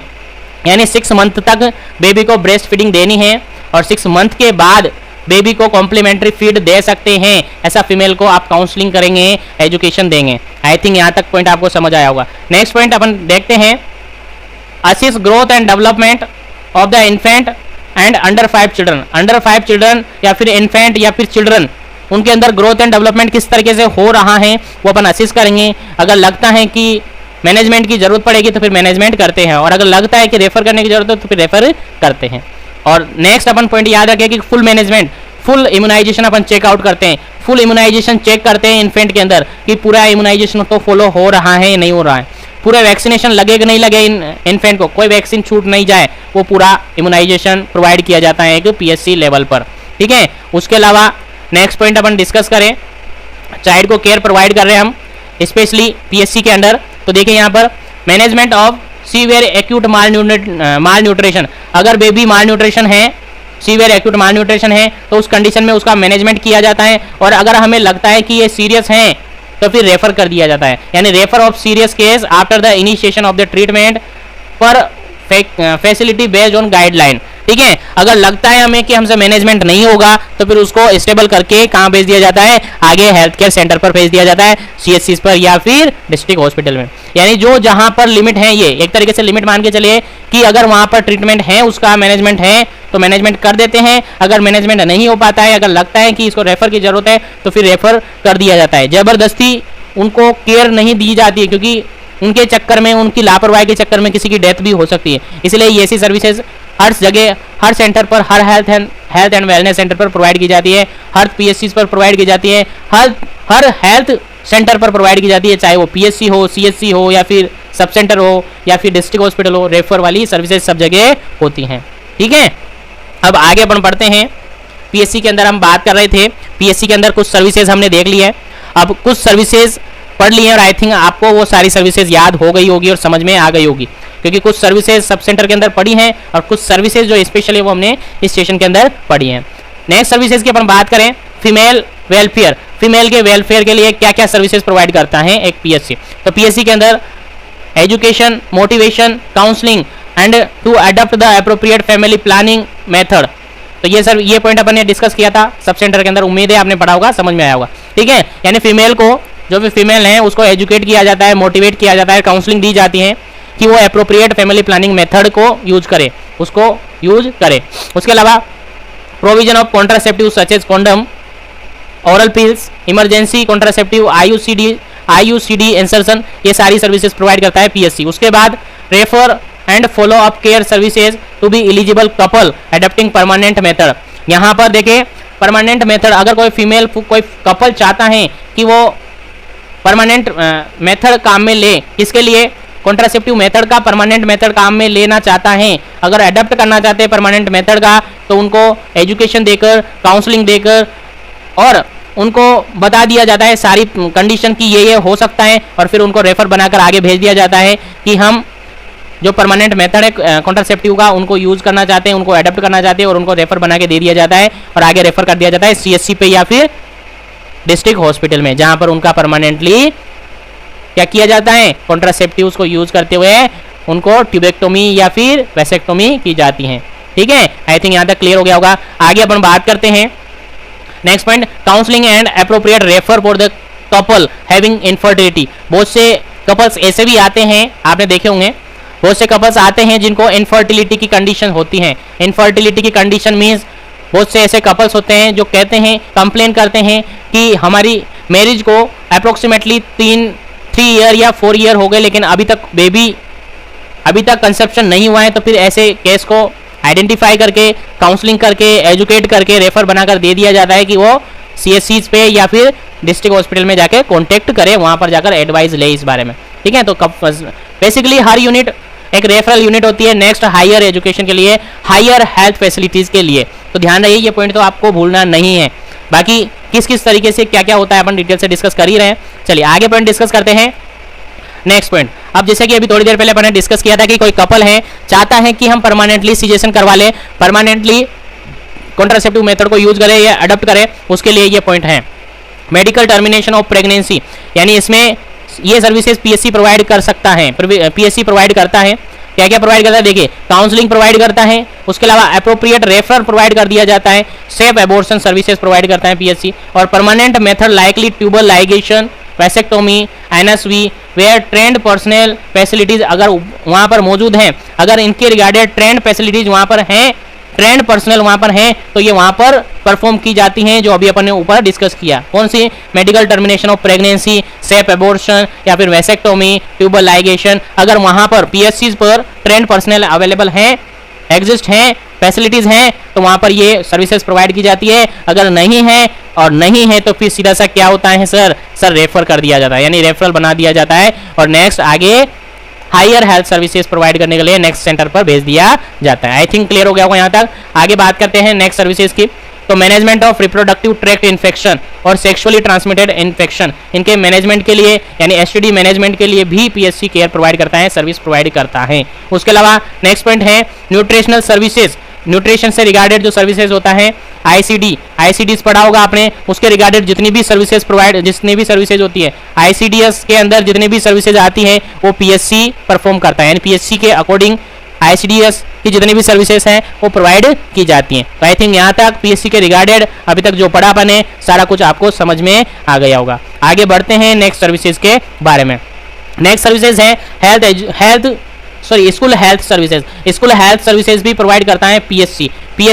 स्कूल हेल्थ सर्विसेज कैसे प्रोवाइड करता है, तो वो मैंने लास्टली सब सेंटर के अंदर भी आपको बताया था कि पीएससी कैसे प्रोवाइड करता है। तो वहाँ के टीचर, जैसे कोई स्कूल है तो वहाँ पर टीम जाती है पीएससी से रिगार्डेड, पीएससी से टीम जाती है और वहाँ के टीचर्स को, वहाँ के स्टूडेंट्स को एजुकेशन प्रोवाइड करता है हेल्थ से रिगार्डेड एस्पेक्ट के बारे में, ठीक है, और कॉन्ट्रासेप्टिव मेथड्स के बारे में, और जो भी कॉमन अलाइनमेंट्स होते हैं, कॉमन डिजीज कंडीशन होती है, उनके बारे में एजुकेशन प्रोवाइड किया जाता है। इसीलिए इसको हेल्थ एजुकेशन स्कूल हेल्थ कहा जाता है, ठीक है। तो स्कूल हेल्थ के अंदर क्या होता है, teachers screening students on a continuously basis and the ANM और हेल्थ वर्कर मेल और फीमेल ये टीम होती है, वहां पर जाती है, कहां पर, स्कूल में जाती हैं, एक वीक में एक बार नॉर्मली या फिर 1 मंथ में 1 टाइम, एक महीने में एक बार जाती हैं और वहां पर स्क्रीनिंग करती हैं, वहां पर ट्रीटमेंट, जो माइनर अलाइनमेंट है उनको ट्रीटमेंट करती हैं, अगर ज़्यादा लगता है तो उनको रेफर कर दिया जाता है। उसके अलावा डॉक्टर फ्रॉम पीएससी या सीएससी, डॉक्टर भी पीएससी या सीएससी से स्कूल में जा सकते हैं पर वीक के अकॉर्डिंग या 1 मंथ में या 1 वीक के अकॉर्डिंग, वहाँ स्क्रीनिंग करता है, वहाँ पर एजुकेशन देता है वहाँ के टीचर्स को, वहाँ के स्टूडेंट्स को हेल्थ से रिगार्डेड सभी एस्पेक्ट के बारे में। तो इस तरीके से स्कूल हेल्थ केयर भी प्रोवाइड करता है एक पीएससी। तो देखिए ये वाला पॉइंट अपन सीएससी के अंदर भी पढ़ेंगे और पीएससी के अंदर भी अपन ने पढ़ लिया है। आई थिंक यहाँ तक आपको क्लियर हो गया होगा। अब आगे बढ़ते हैं और नेक्स्ट पॉइंट डिस्कस करते हैं। इस पॉइंट के अंदर देखिए, समझने की कोशिश करें। एडोलसेंट हेल्थ केयर सेम वही है, स्कूल हेल्थ की बात की करें अपन, एडोलसेंट हेल्थ केयर। तो इसके अंदर भी जो भी एडोलसेंट गर्ल्स होती हैं, एडोलसेंट एज के अंदर आप सबको पता है हेल्थ से रिगार्डेड काफी सारे इश्यूज आते हैं। जैसे फीमेल की अपन बात करें, फीमेल है एडोलसेंट एज में है तो उसके अंदर जो मेंस्ट्रुअल साइकिल है वो आने लग जाती है, यानी पीरियड्स आने लग जाते हैं, तो उसके अंदर काफी उसको इरिटेशन होता है। तो ये सारी सर्विसेज भी एडोलसेंट केयर प्रोवाइड करने के लिए दी जा सकती है। कौन प्रोवाइड करता है? पीएससी प्रोवाइड कर सकता है। कैसे कि सर वहां पर जो ग्रुप एरिया होता है, जो ज्योग्राफिकल एरिया है, वहां पर या स्कूल के अंदर जाकर, स्कूल के अंदर वीकली एक डे फिक्स कर लिया जाता है और वहां पर उनको एजुकेशन सर्विसेज प्रोवाइड की जाती है। लिखा हुआ है, आप पढ़ भी सकते हैं। देखिए, to be provided the preferable through the adolescent friendly clinic. Adolescent friendly clinic अपन इसको कह सकते हैं। 2 हावरली वंस अ वीक, एक वीक के अंदर 2 घंटे एक फिक्स्ड कर लिया जाता है और सर्विसेज प्रोवाइड की जाती है, कॉम्प्रहेंसिव सर्विसेज, ठीक है। कहाँ पर? वहाँ के एडोलसेंट एज ग्रुप को वहाँ पर क्यूरेटिव, प्रिवेंटिव और रेफरल सर्विसेज प्रोवाइड की जाती है पीएससी के थ्रू। यानी पीएससी से एक टीम बनाकर जाते हैं और एडोलसेंट ग्रुप को टारगेट करते हैं, वहाँ पर एडोलसेंट केयर प्रोवाइड की जाती है। जैसे एडोलसेंट गर्ल्स को ले लिया, ग्रुप बना लिया, और एडोलसेंट गर्ल्स के अंदर जो भी प्रॉब्लम्स होती हैं, जो पीरियड्स के दौरान जो मेंस्ट्रुअल साइकिल स्टार्ट होने लगती हैं, तो उसके अंदर काफ़ी सारे एस्पेक्ट होते हैं, वो सारे एजुकेशन प्रोवाइड करते हैं इस एज ग्रुप को। इसलिए ये पीएससी एडोलसेंट केयर भी प्रोवाइड करता है। ठीक है, आई थिंक क्लियर। आगे बढ़ते हैं। नेक्स्ट है promotion of safe drinking water और बेसिक सैनिटेशन, यानी ये फैसिलिटी भी देता है, क्योंकि पीएससी से काफ़ी सारे टीम, अलग अलग टीम बना लिए जाते हैं, 2-3 मेंबर की टीम बना ली जाती है, और वहाँ भी जहाँ के जोग्राफिकल एरिया के अंदर पीएससी है वहाँ पर वार्ड वाइज भेजा जाता है टीम को, और देखा जाता है कि वाटर का जो फैसिलिटीज है वो कैसी है, वहाँ की जो सैनिटेशन है वो बेसिक सैनिटेशन कैसी है, उसको प्रमोट किया जाता है। ठीक है, आप भी गए होंगे जब आपको कहीं, जब एट द टाइम जब कॉलेजेस में आप थे तो कई सारे सर्वे आपने किए होंगे, तो ये सारी फैसिलिटीज कहाँ से मिलती थी सर? डिस्पेंसरीज या पीएससीज के अंदर जाते थे हम, और वहाँ से हमें भेजा करते थे, तो ये फैसिलिटीज वहाँ पर होती हैं। उसके अलावा नेक्स्ट सर्विसेज है prevention and control the local endemic, जो लोकली एंडेमिक जो सर्विसेज है, जैसे कि मलेरिया, एकदम से मलेरिया के केसेस आने लगे, तो उस कंडीशन में प्रिवेंशन और कंट्रोल सर्विसेज प्रोवाइड करता है पीएससी। ठीक है, उसके अलावा collection and reporting of vital events, vital events का कलेक्शन और रिपोर्टिंग करता है। उसके अलावा health education and behavioural changer communication provide करता है, यानी हेल्थ एजुकेशन देता है पीएससी, और बिहेवियरल जो चेंजेस होते हैं उसके रिगार्डेड कम्युनिकेशन भी प्रोवाइड करता है PSC primary health centre. I think यहाँ तक जो भी अभी तक हमने पढ़ा है वो आप सबको समझ आया होगा। उसके बाद नेक्स्ट है 12th, जिसके अंदर 12th फंक्शन है, 12th सर्विसेज है, इसके अंदर हम पढ़ रहे हैं implementation of national health programme. और आई थिंक जो अपन ने लास्टली जितने भी प्रोग्राम पढ़े हैं सब सेंटर के अंदर वो आपने पढ़ लिए होंगे, तो ये पॉइंट भी आपको क्लियर हो जाएगा, क्योंकि उसके अंदर ऑलमोस्ट हमने डिस्कस कर लिया है, तो ये सारे पॉइंट उसी के रिगार्डेड है। जैसे कि कौन कौन से प्रोग्राम है, जैसे कि revise national tuberculosis programme, revise national tuberculosis control programme, इसके अंदर क्या क्या फैसिलिटीज, यानी जो पीएससी हैं वो जितने भी नेशनल हेल्थ प्रोग्राम है उनका इम्प्लीमेंटेशन करता है, यानी उनके बारे में बताता है पॉपुलेशन को, पब्लिक को, कम्युनिटी को उनके बारे में बताता है, उनसे रिगार्डेड जो भी ट्रीटमेंट होता है वो बताता है, डोट्स के बारे में बताता है, कॉमन कॉम्प्लिकेशन के बारे में बताता है, ड्रग का साइड इफेक्ट वगैरह, ये सारा कुछ क्या होता है, जैसे कि स्पुटम सैंपलिंग है, वो सारा कुछ वहाँ की पॉपुलेशन को बताना, ये सारा एजुकेशन देना, काउंसलिंग देना, इस तरीके से इंप्लीमेंटेशन होता है। तो सभी प्रोग्राम ऑलमोस्ट इस तरीके से इंप्लीमेंट किए जाते हैं, जैसे कि national leprosy elimination control programme है, एलिमिनेशन प्रोग्राम है, उसके अलावा इंटीग्रेटेड डिजीज सर्वाइलेंस प्रोजेक्ट है, उसके अलावा national programme for control blindness है। इनके बारे में अपन पहले ही ऑलरेडी पढ़ चुके हैं, इसलिए ज़्यादा डिटेल से डिस्कस नहीं करेंगे, क्योंकि हर क्लास ज़्यादा बड़ी हो जाती है, तो एक बार डिस्कस कर लिया हमने, वहीं पर आप उनको देख लेना, बाकी डिटेल से हम जो जो एक्स्ट्रा में पॉइंट आएंगे उनको डिस्कस करेंगे। देखिए नेशनल वेक्टर बोर्न डिजीज जैसे कि मलेरिया है, डेंगू है, फाइलेरिया है, ठीक है, उसके अलावा चिकनगुनिया है, ये सारे वेक्टर बोर्न डिजीज है, तो इसके रिगार्डिंग जो भी प्रिवेंशन होते हैं, जो भी मैनेजमेंट होते हैं, जो भी ट्रीटमेंट होता है, जो भी एजुकेशन होता है वो प्रोवाइड की जाती है पीएससी के थ्रू। ठीक है, उसके अलावा national programme for control prevention and control of deafness, उसके अलावा नेशनल मेंटल हेल्थ प्रोग्राम, इसके रिगार्डेड भी आपने पढ़ लिया है लास्टली। उसके बाद नेक्स्ट है national programme for prevention and control of cancer, diabetes, cardiovascular disease और स्ट्रोक, यानी नॉन कम्युनिकेबल डिजीजेस, यानी एनसीडीज डिजीज है, उनके बारे में उनकी रिपोर्ट तैयार करना, उनके रिगार्डेड सर्वे करना, उनके रिगार्डेड उन केस को एक तरीके से रिपोर्टिंग करना, डॉक्यूमेंटिंग करना, ठीक है, मैनेजमेंट करना, यानी सारा इंप्लीमेंटेशन करवाता है एक पीएससी, यानी पीएससी के अंदर ही सारा काम होता है, और ये सारा काम सब सेंटर के अंदर भी होता है। ठीक है, जैसे कैंसर है, ये सारे डिजीज है, जैसे कि कैंसर है, डायबिटीज है, कार्डियोवैस्कुलर डिजीज है, स्ट्रोक है, ये सारे एनसीडीज है ना। उसके बाद national iodine deficiency disease control programme, इसके बारे में अपने लास्टली पढ़ा। उसके बाद नेशनल टोबैको कंट्रोल प्रोग्राम, ये हमने पढ़ा लास्टली टोबैको की। उसके अलावा ट्रेनिंग प्रोवाइड करता है, हाँ ये वाला पॉइंट आप याद रखें, पीएससी ट्रेनिंग और ओरिएंटेशन भी करवाता है, यानी जो भी स्टूडेंट्स हैं वहाँ पर आते हैं इंटर्नशिप, आपने देखा होगा, आप भी गए होंगे जब आप नर्सिंग कर रहे होंगे, जब आप भी गए होंगे इंटर्नशिप पे, तो इंटर्नशिप पे गए हो तो तब आपको भी इस तरीके से वहाँ पर एजुकेट किया होगा, ट्रेनिंग दी होगी, ट्रेनिंग प्रोवाइड करता है, डॉक्टर भी प्रोवाइड कर सकता है। उसके अलावा वहाँ के जो हेल्थ केयर वर्कर्स हैं वो अलग अलग नेशनल लेवल के प्रोग्राम हैं, जैसे कि आरसीएस है, एडोलसेंट ग्रुप है, जैसा मैं अभी बता रहा था थोड़ी देर पहले, जैसे कि ग्रुप बना लिया, एडोलसेंट ग्रुप बना लिया, वहाँ पर एडोलसेंट ग्रुप एज के जितने भी मेंबर्स हैं, या सोसाइटी के अंदर ग्रुप बना लिया, सोसाइटी के अंदर चले गए, वहाँ पर एक ग्रुप बना लिया कि जितने भी एडोलसेंट एज के गर्ल्स हैं वो आ जाना है, उनको यहाँ पर हेल्थ एजुकेशन दी जाएगी, तो उस तरीके से ट्रेनिंग भी प्रोवाइड की जाती है। उसके अलावा आशा होती हैं, एएनएम होती हैं, उन सबको भी ट्रेनिंग प्रोवाइड की जाती हैं पीएससी के द्वारा। ठीक है, उसके अलावा बेसिक लेबोरेटरी और डायग्नोस्टिक सर्विसेज प्रोवाइड करता है। ये सर्विसेज क्या सब सेंटर में थी सर? ये वाली सर्विसेज सब सेंटर में नहीं थी, बेसिक लेबोरेटरी जो टेस्ट थे वो सब सेंटर में नहीं थे, ये स्पेशली पीएससी के अंदर ही हैं, क्योंकि वहाँ पर सब सेंटर पर इतनी सारी फैसिलिटीज नहीं होती। अगर कोई डायग्नोस्टिक्स टेस्ट करवाने हैं तो उनको पीएससीज पर या सीएचसीज पर रेफर किया जाता था। तो यहाँ पर देखिए ये वाला पॉइंट आप याद रखें कि बेसिक लेबोरेटरी और डायग्नोस्टिक्स टेस्ट के लिए भी सर्विसेज प्रोवाइड करता है पीएससी। उसके अलावा functional linkage and sub centre with sub centre, यानी कि ये डायरेक्टली पीएससी डायरेक्टली कनेक्टेड होता है, पीएससी डायरेक्टली लिंकेज होता है सब सेंटर से, तो ये सर्विसेज भी प्रोवाइड करता है एक पीएससी प्राइमरी हेल्थ सेंटर। उसके अलावा मॉनिटरिंग एंड सुपरविजन करता है सीएससी पर, सॉरी पीएससी क्या करता है सब सेंटर पर मॉनिटरिंग और सुपरविजन भी कर सकता है। उसके अलावा recording vital events, vital event का रिकॉर्डिंग करता है। उसके अलावा मैटरनल डेथ रिव्यू, जो मैटरनल डेथ रिव्यू आता है, मैटरनल डेथ कितनी हो रही है, किस कारण से हो रही है, क्यों हो रही है, उसका भी रिव्यू रखता है पीएससी। उसके अलावा मेन स्ट्रीमिंग आयुष, आयुष के अंदर जो भी मेन स्ट्रीमिंग होती है वो सब करता है पीएससी। उसके अलावा सेलेक्टेड कुछ स्पेशल सर्जिकल प्रोसीजर भी करता है पीएससी।